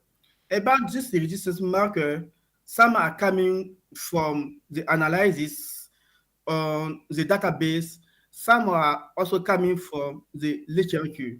We try to combine all this one, try to design the primer, yeah, and then this primer has been applied, and then to get a parcel 160 amplicon, which can be analyzed to see how you can detect SNP, how the SNP frequency can differ from sample from each country, for instance, and also sample from also biocell sample dead and live. I think for now, the data are not being available to be presenting because you are still running the analysis of the sample. I think it's planned also to continue to see if you can maybe finalize maybe for the next meeting. Okay, good. The second part of the presentation is about to show resistance to the earth-seeking behavior using the human landing caching then collection we made in 4 localities, yeah, this year also trying to access the biting behavior. As you can see on this graph, we observed 2 biting peaks. The first one was at 6 to 8 a.m. and the second one was at 5 to 5:30 to 7 p.m. And then we try also to divide the time in 3 parts. We showed that the evening period, more biting, about 50% of the biting are occurring afternoon. Okay, we try also to analyze some parameters which impact the biting behavior. As the work has been done in 3 months, May corresponding to the dry season, July to the wet season, and September to the end of the raining season. As you can say, the number of mosquitoes collecting differs significantly from according to the month of collection. And also, uh, uh, but also in the urban side, you're collecting more mosquitoes compared to the peri-urban side. Interestingly, we see that more biting occurring from 2 p.m. to 2 p.m. to 10 p.m. That is really significant. And also, we observe that the temperature has a negative impact on the number of the mosquitoes, but the is not really involved in the biting behavior, in the number of the mosquitoes collected. Okay. Last year, I think I presented this slide about the benefit from WAASuN and the country involved in the amplicon sequencing panel. Yeah, I think as the panel is really under development, maybe we can discuss with the other collaborators. If possible, we can try to make the training of the member and then try to transfer the amplicon the sequencing for those who are really interesting. Yeah, I think to end, I will try to thank everyone. Yeah, and then this is the team, the project team, and the collaborator for the Liverpool School of Tropical Medicine for Creek. I think Basil is there. Yeah, Musa is there. Jose Badolo is online. And also WAASuN and also Joella, we facilitate getting the sample of WAASuN sample for me. And thanks to everyone for your attention. Thanks so much.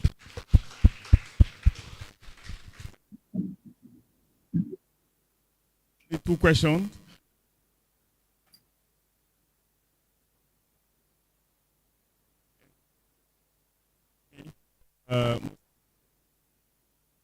Get the so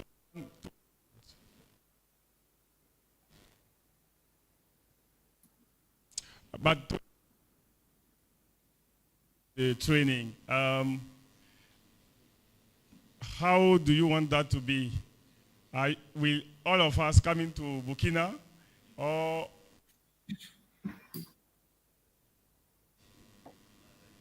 Okay, thanks so much, Basil, for that question. That is a plan. That is a plan. Yeah, maybe to organize training later. Maybe this training will need to discuss about all the formats, how this can occur, yeah. But nothing is not clear for the moment. okay? We can discuss and see.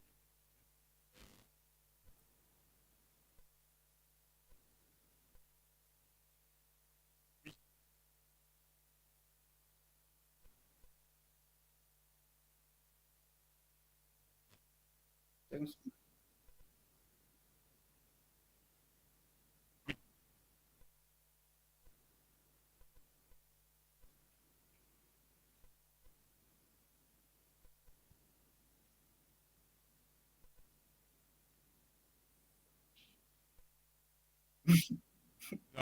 So if Okay, saving, I think by next year you will be here. no problem. I will Thank you so plan much to for your come to time this and meeting. with us. Enjoy the rest of the day. I think we have a plan for ourselves here. So we are going for the tea break. The tea break is just not tea break because you grab something and come to the bus. So don't stand there. Go and get, if you want the tea break, go and grab something and you come straight to the back. We are not going to stand. So compulsory. If you don't want break, to the bus and we move because we are already late. Thanks so much. We'll be here around, let's say, give ourselves 1 hour, 30 minutes to do this round. And by 12:30, we should be here. Thanks, guys. Let's go. Please, no side discussion. If you have to discuss, go to the bus and discuss there. No side discussion in the room. Let's go. Thank you.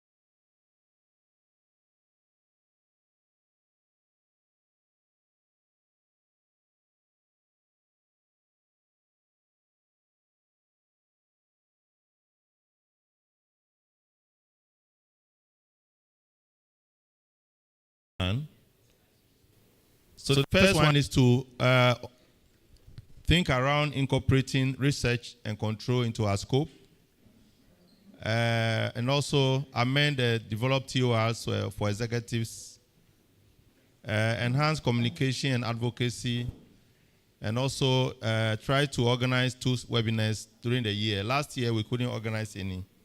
So this year, we'll try and work on that. And also having virtual meetings as we started last year. We hope to also enhance the website and other social media platforms, and also continue to work on the idea of developing a policy brief for all member states, especially on the use of ties. There was also a discussion around having a coordinated inter-country studies to aid in grant applications and publications. And there was a discussion also in terms of resource mobilization to leverage data from the Global Biodiversity Information Facility to use their platform. And we also intend to publish proceedings of the past meetings. So these are all things that we said we were going to do last year, and we still haven't done them. So we hope we can push through with them. We still have the platform open for membership, new members. If you want to join WAASuN, please go on the website and provide your information. A lot of the things I think we discussed earlier, and also to establish standard guidelines for countries, which is also part of the M&E plan. So specific for resource mobilization, there were a few suggestions that came up yesterday. And on the right side are some of the proposals to enhance our resource mobilization, drive. So the first one is to work with private sector in the testing of products, especially working with manufacturers, and also looking at vendor sponsorship. So for instance, Valent Biosciences, Biogen, all those manufacturers could also be a way that we can contact them and see how to work. I was in the US just a year ago, and I was amazed how much money a university was making for just working and testing products for some private companies. So I think that's a great area we need to explore. There was also a discussion around trying to work our way all the way to AU and Africa CDC, WAAHO, and push them to support our work. So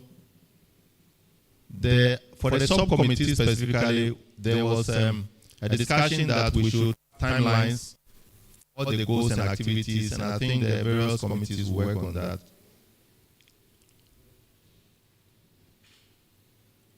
So with respect to key activities for 2026,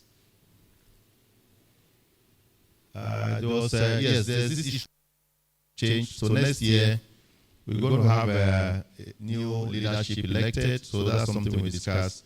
And the constitution we shared with members after the meeting, so that next year, if we meet and you have any ideas on how anything that has to change, please let us know. And the other thing is for next year, I proposed us having a regional conference on arboviruses. And probably also, alongside the conference, we have a training on ancestral resistance or metagenomics. So these are things we'll discuss. And through our quarterly meetings, we'll update you on the plans that we have towards this organize this conference. But most importantly, before we leave, we have to elect or get the host country for our next meeting, as we normally do. So with this going to be quick, no discussions. I put the country forward. If you want, just raise your hand. You vote, we count, and then the country that wins, we are gone. There will be no debate. If you think your country is listed and you don't have the capacity to organize, just let us know so that we take it out before we proceed. Because last year, there were countries that said they could not host for many reasons, and which all of us understood. I think you are not able let us know, and then we don't actually on that so that we can save time.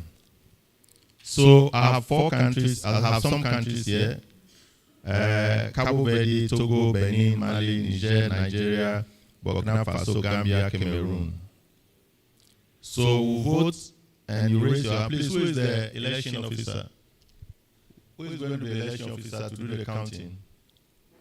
I want one person. Joseph, you do that. Okay, thank you. So we are going to do this week. We'll start with Cabo Verde for our next year conference. Please, if you want Cabo Verde for next year, raise your hand. We count. Okay, fine. So wait. So I need to. That's why I said if you think you can host, just let us know. Cabo Verde, are you ready to host the next meeting of WAASuN? Yes.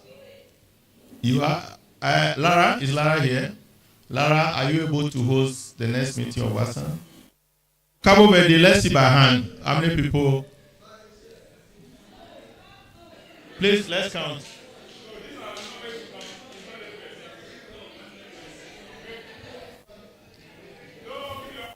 Please, hands up.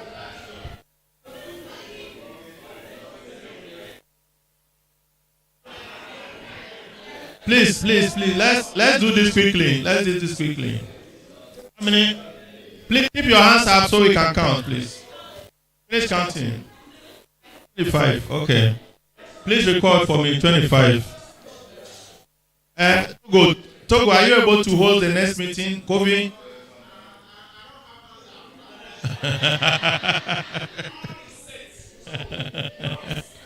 No, we are in a democracy, so we want to. We are democracy. Benin, is Angie here?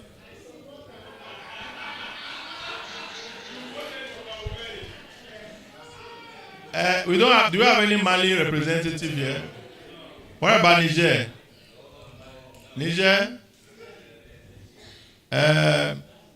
Nigeria, our neighbors.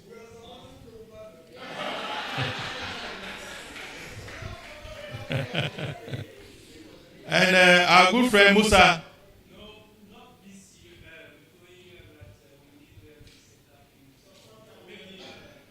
Maybe the next. Okay, all right. So he's deferred to probably subsequent years. Do you have any Gambian representatives here? Yes, Gambia.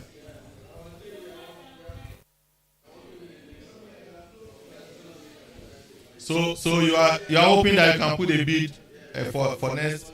Okay. It's a beautiful country. I was there, Gambia. Yes, I would like us to have our meeting in your country one day. Yeah. Basil, are you here? Cameroon. Where is he? Yes. What are you telling us?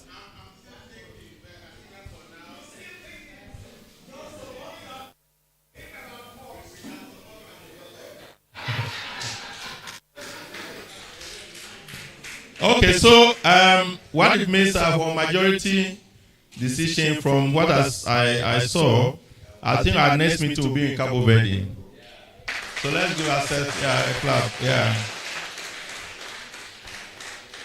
Yeah, so Sylvania, Davidson, and Lara. So you'll be hosting us next year. And our greetings to your director. Lima, right? Yes. My greetings to her. The last time we were there, she really helped to organize a very good conference for us. So thank you very much. And so that being said, the next activity is to have the closing ceremony. Very brief one. That one will be just among us. And then we'll also give certificates. We have certificates of participation that each of you is going to get.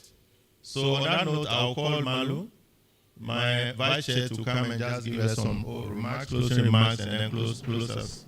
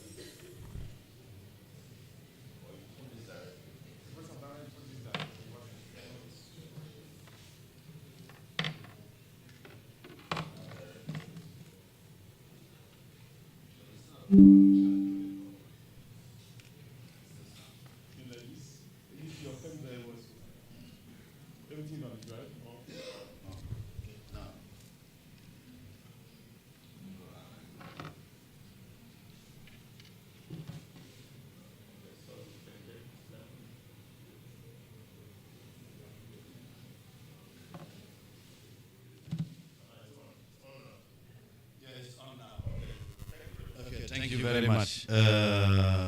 Yeah, we're going to be very, very, very short. Just some acknowledgement first. This was, I think, an interesting meeting this 3 day. And I would like first maybe to thank you guys for your participation. You was really wonderful.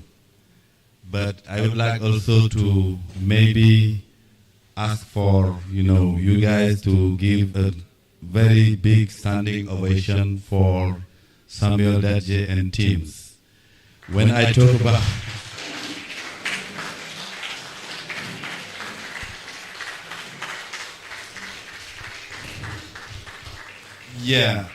I talk about teams, and I think about the executive secretary, but also, the negotiate teams. I know that beyond people who are here in this room, there is maybe a lot of people who support these activities. And the first one is the director of Noguchi. We thank her for, the support. The support for the initiative globally at the beginning, but also for this meeting. Just to thank Samuel Dadje and team because of maybe the hard work, but also the resilience. This meeting was organized in a very difficult condition. We know that. But you was really very resilient, and we appreciate this successful organization. And again, I would like to really mention that. For our partners for their dedication and support, I will mention CDC. They are not here, but they did follow this meeting. WHO, TDR, GBIF, supporting the training, Biovalence Science for their support, and all the partners. Maybe I did forget some of them. During this meeting, what I did learn is that we did our guest speaker. There is people from the University of Florida and the University of Princeton. Yes, I did forget that. What I did really return from this meeting is that we make a lot of progress.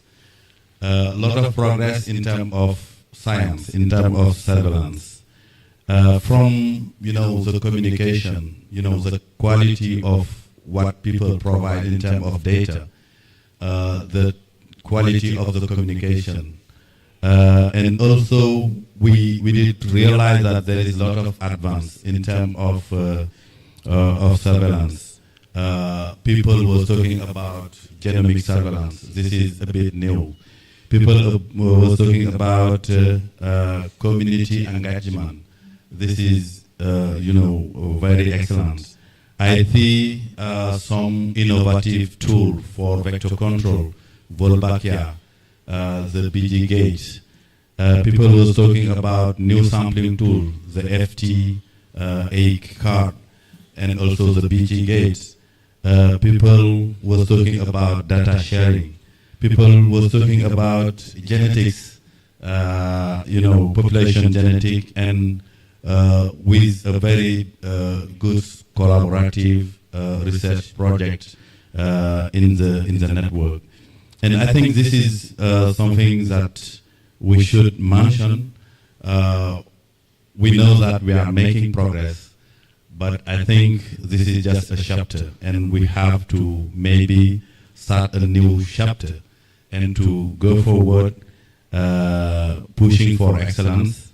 Samuel did talk about the next step in terms of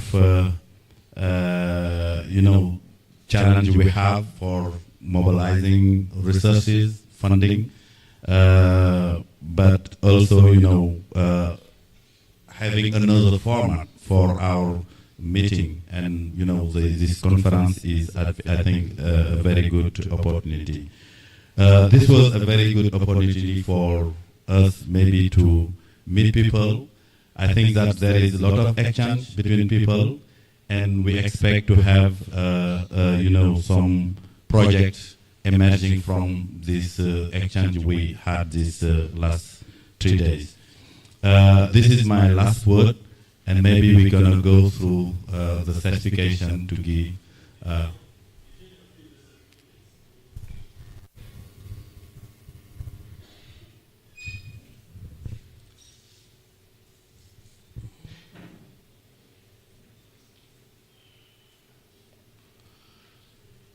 Yeah, for the certificate, we were thinking about our guest first, Eva, for instance.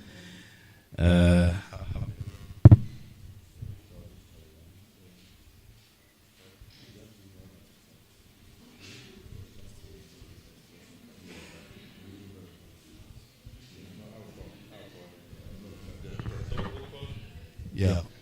We were just thinking about Eva, we were thinking about... Yeah. Yeah.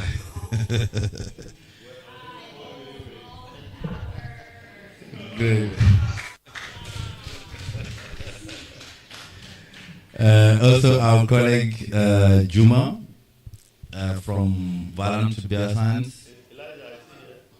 Yeah, Paloma also. Paloma, please. Can you come?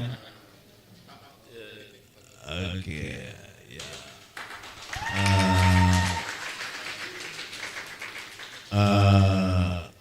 Yeah. Tiki.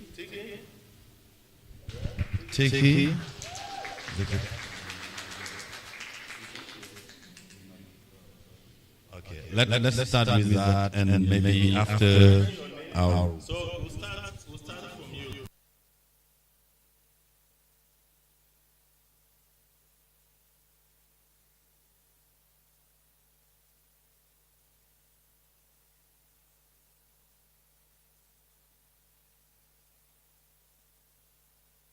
Like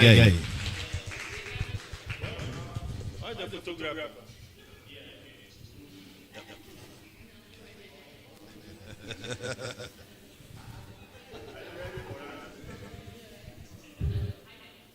And then the next person should get ready. Bamibile. Shajat. Yeah.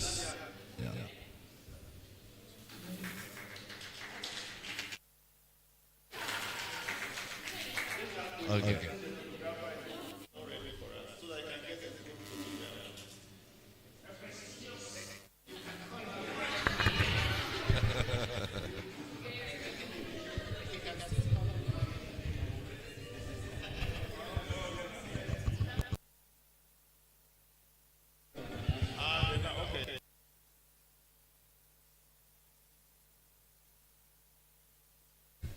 Valia, will you prepare? Okay, just wait some minute. Sadia also get ready. If you are ready, let us know. Give me that one. So this is okay. This is. Are you ready?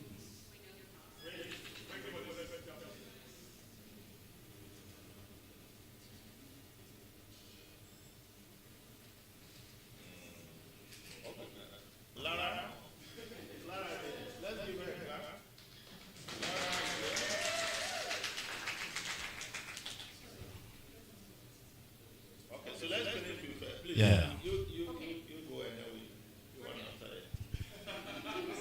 Great job. Okay.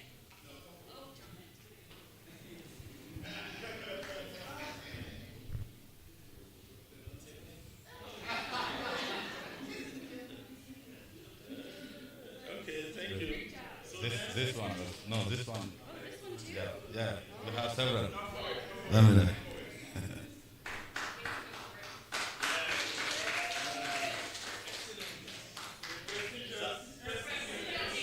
Yeah, this one. Sadia, please.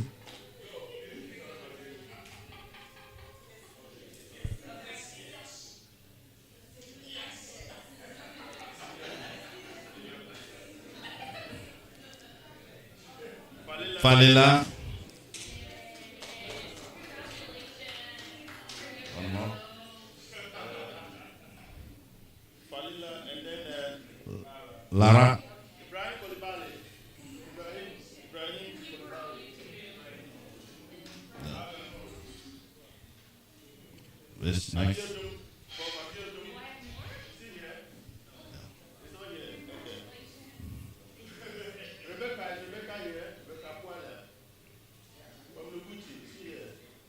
Rebecca.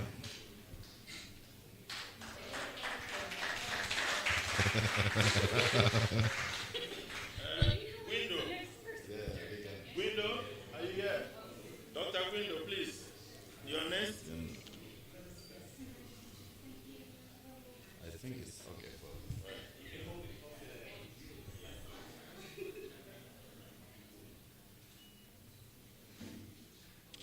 Okay, yeah. The last one. Great.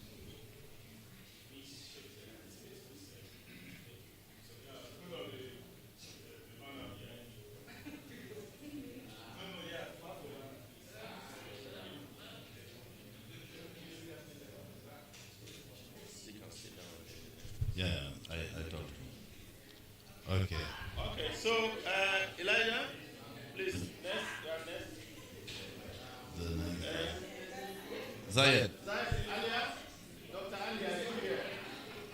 Okay, she's not here. Sylvania, Dr. Sylvania, our next one.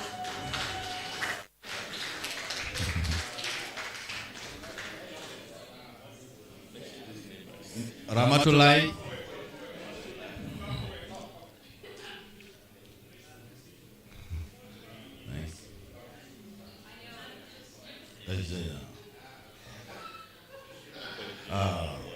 No, maybe late. Kosibi? No, you missed. Kosibi from Togo.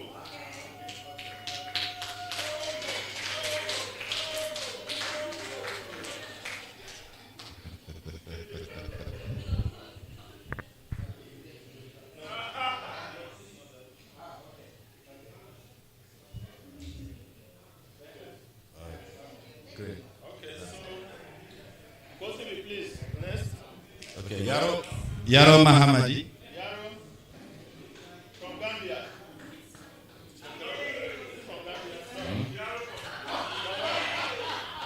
Ga-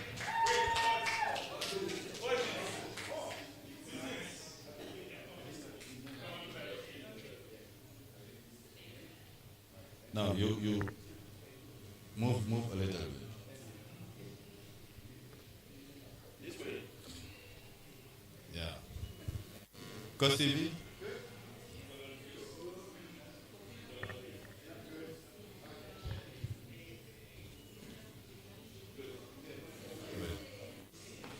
Kosibi. Yeah. Yaro? Yeah, oh, it's Yaro. Yaro, okay, you are next. Derek.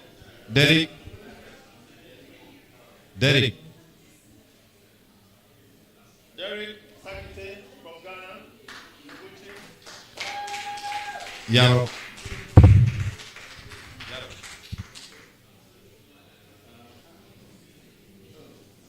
Derek, come here. Just come behind.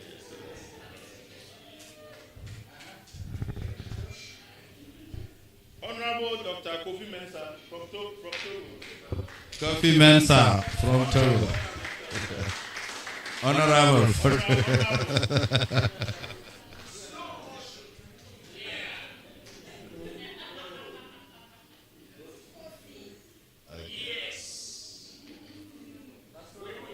No, not yet. Kofi, come in here.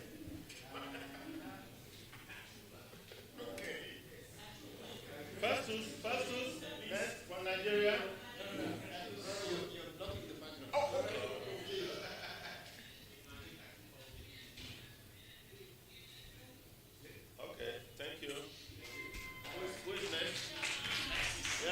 copy. Yes. Oh, slow motion. Yeah. No.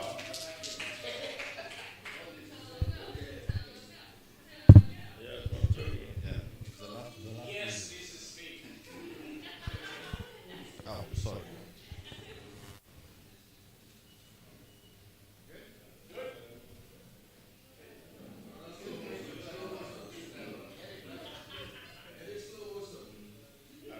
Why you alone? Okay, this is the last one. Last. Okay. Lucien.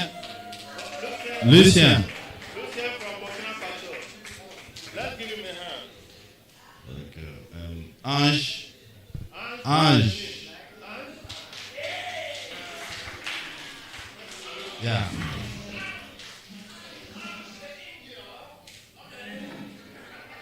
Yes. Please, we are ready. Yeah. No, come this way.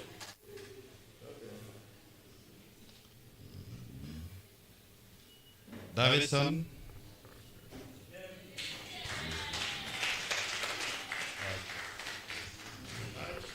I'm from Benin. Musa. Musa from Burkina Faso.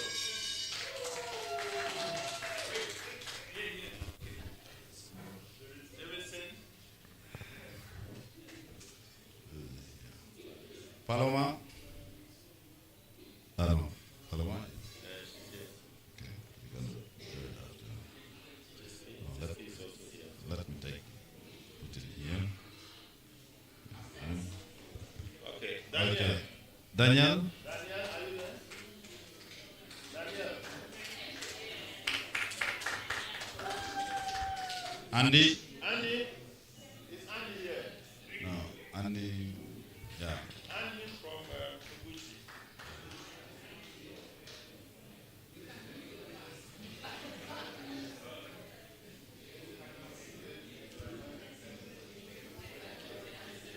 Joseph. After Andy.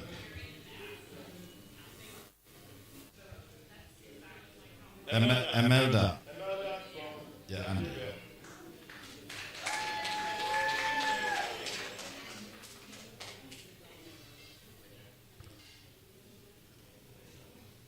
Joelna.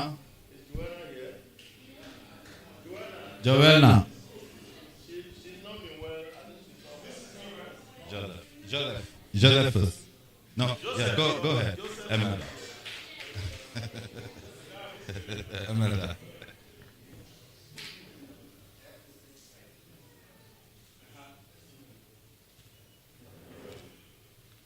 Joseph. Selassie? Yes. Dr. Selassie, please answer.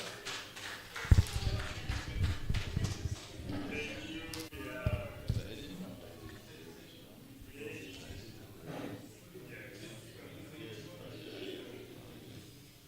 Yeah. Jonah is not here. Jonah. This is Selassie. Yeah, Selassie.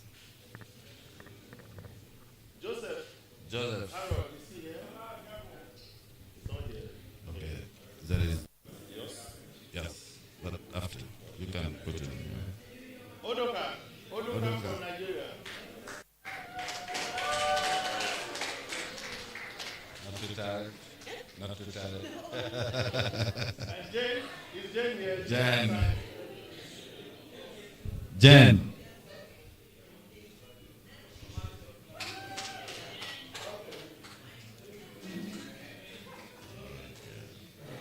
The guy is here. That's Jane. Yeah. Okay. I think it's okay. Frank Lul. I don't know. Frank Lul. Is there anybody here called Frank? Frank Lul?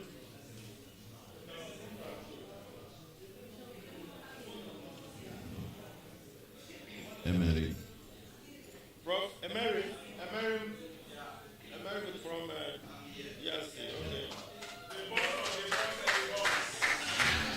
And the last. You can call it. Yeah. Basil. Basil. Okay, the last one for her.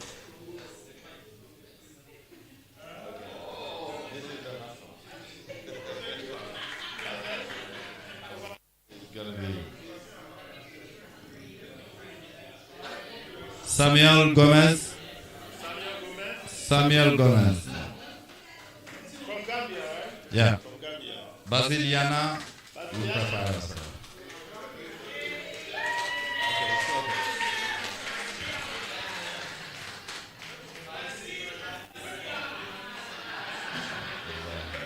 Ibrahim Maja.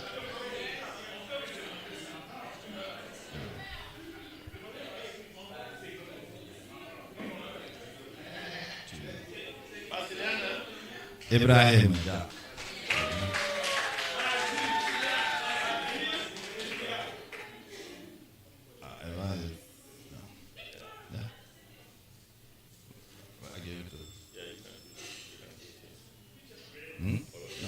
Leave it here.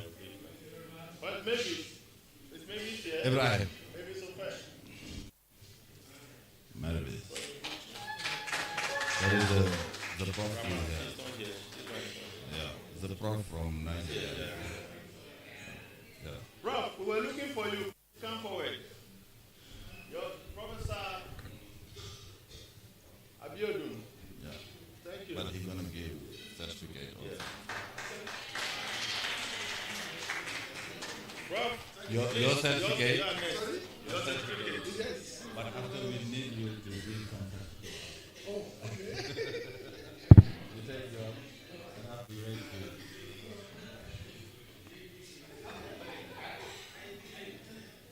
Oh, no. You have to give. You have to give. As his own, yeah. Elijah is here. Put it here. And then from she's also, so it's not here.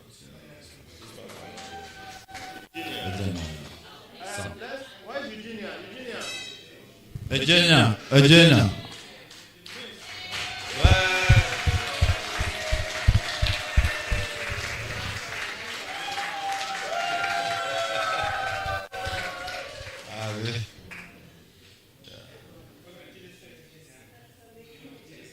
Yeah, I put it here. Yeah, that's the way.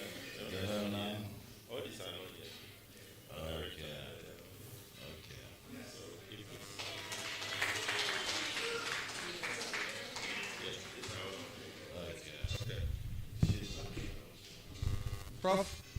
Prof. We need you.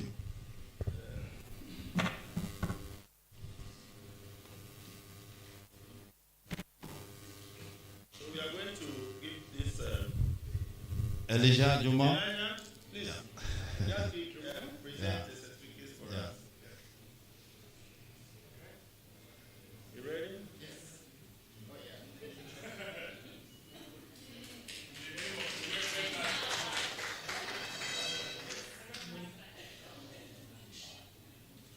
Eva. Okay. Eva.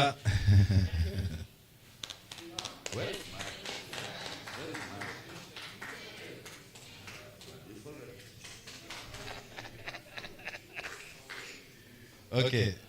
Ziki. Prepare yourself. Okay. Ziki.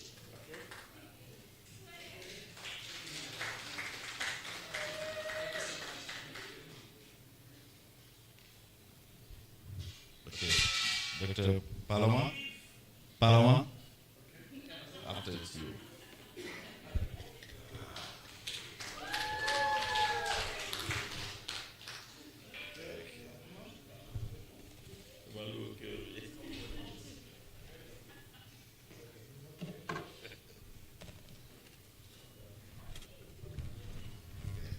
Samuel Dadje.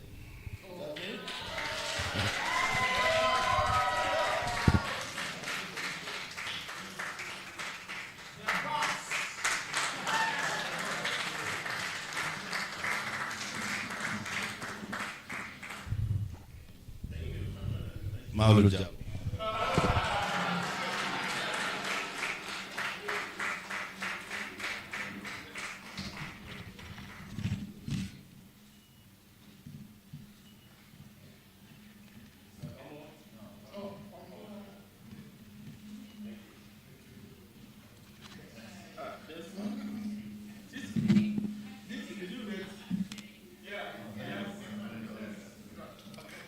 All right.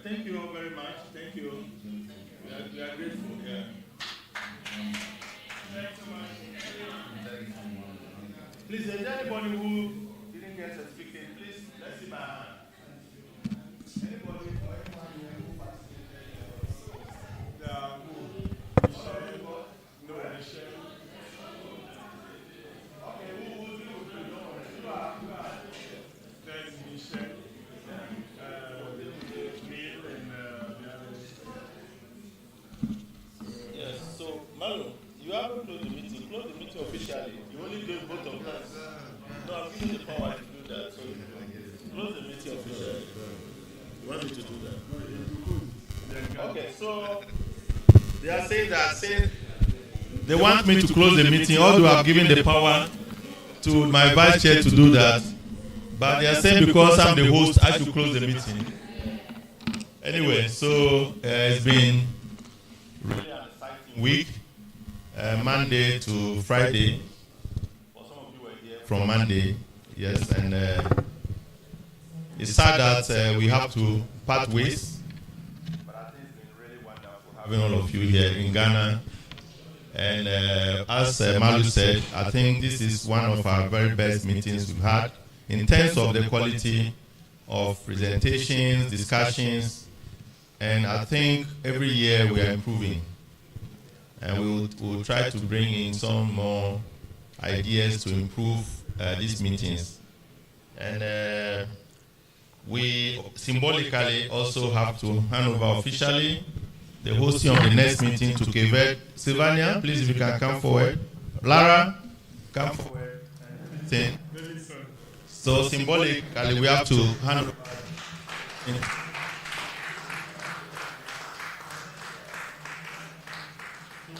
Next year's meeting will be hosted by Cabo Verde.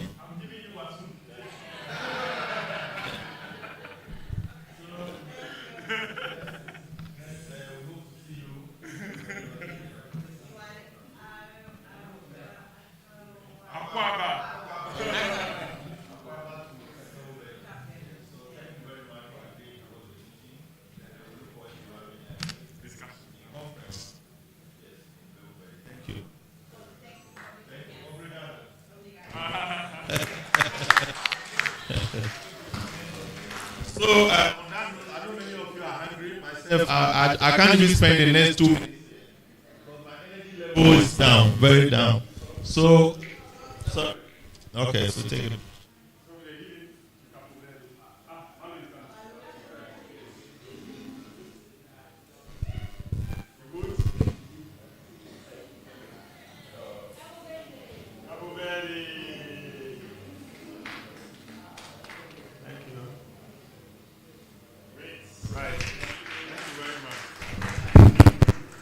So on that note, and all protocols of I officially declare our 5th meeting of WAASuN and also a 2-day training with Gibif.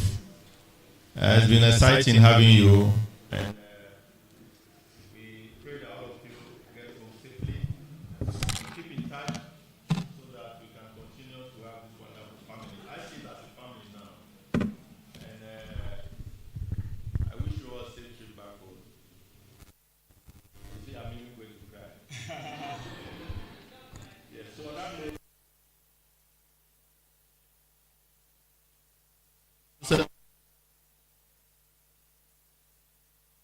Thank you very much. Thank you, Prof. So it's closed, so I'm not going to talk about what's going on again. It's just closed. Yes, there's hunger, so I'm not talking plenty. So we are going for lunch now. As I said, when we are going there, as we delay, we downsize all the programs. So now it's already 3, and we cannot do in and out again because of the traffic on Fridays. So we cannot go to the town, come back, and go back again. So what we are going to do after lunch, you take your shower, you rest a bit, and we leave at 6, right? And then at 6, we come down to take the bus and go to the events. First, we wanted to do around in the town, like go to the museum, the art center, but we cannot do that now because we have only a bus, and if the bus has to go and come back, we can't make it because of the traffic. because, and he's also in town. So I'm sorry, it's 3, we cannot do that. There are a few people, I know actually 2 or 3 people who wanted to go at least to buy some few things. So check with Virginia later if you can have someone to maybe support you going down. But if it's more than 5, we won't go. I know 2 or 3, but if it's not more than 5, because we can't control 5, ladies in the market. No. This one is not controllable. And so we see the closest, whatever is in Mokola can be get at Medina Market here. So you tell the person what you want. I said yesterday, not what you want. Don't say when I get the market, I buy what I saw. No. When you are going, say what you want, and you go straight to that corner. But when you say, oh, I want a shoe, and then after you find yourself in a cloth area, it becomes difficult to handle. So let's see how many people wanted to go, 2 or 3 people, and we get someone to actually go with you. So we can take the bus to the market or the market site. We can maybe arrange a taxi or something, and you guys can go quickly and come back. Okay, so see with Virginia, those 2 people and then or 3 people, and then we deal with that. Thanks so much again. I'm sorry if I was talking too much during the week, but this is me. So thank you everyone for listening to me. Bad French, bad English, anyway, all good. So see you in Capo Verde.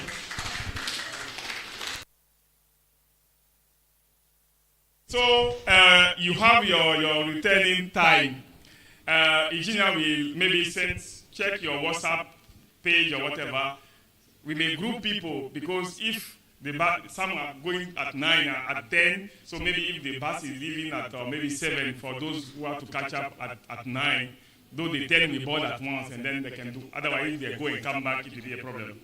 So we arrange a batch of people going around the same time as we arrange the in. So engineer will do that before, after lunch, and then before everything. Check your WhatsApp, you'll see your group, and the time of departure. We check with the chateau and the hotel, and give all those information later. So that will be done. Now those, yeah.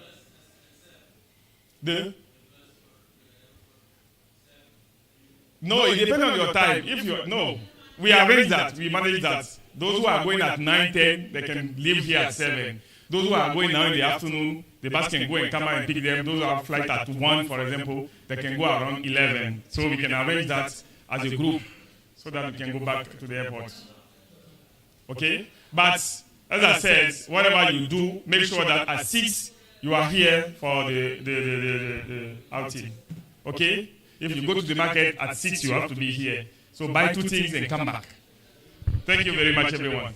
Let's go for lunch.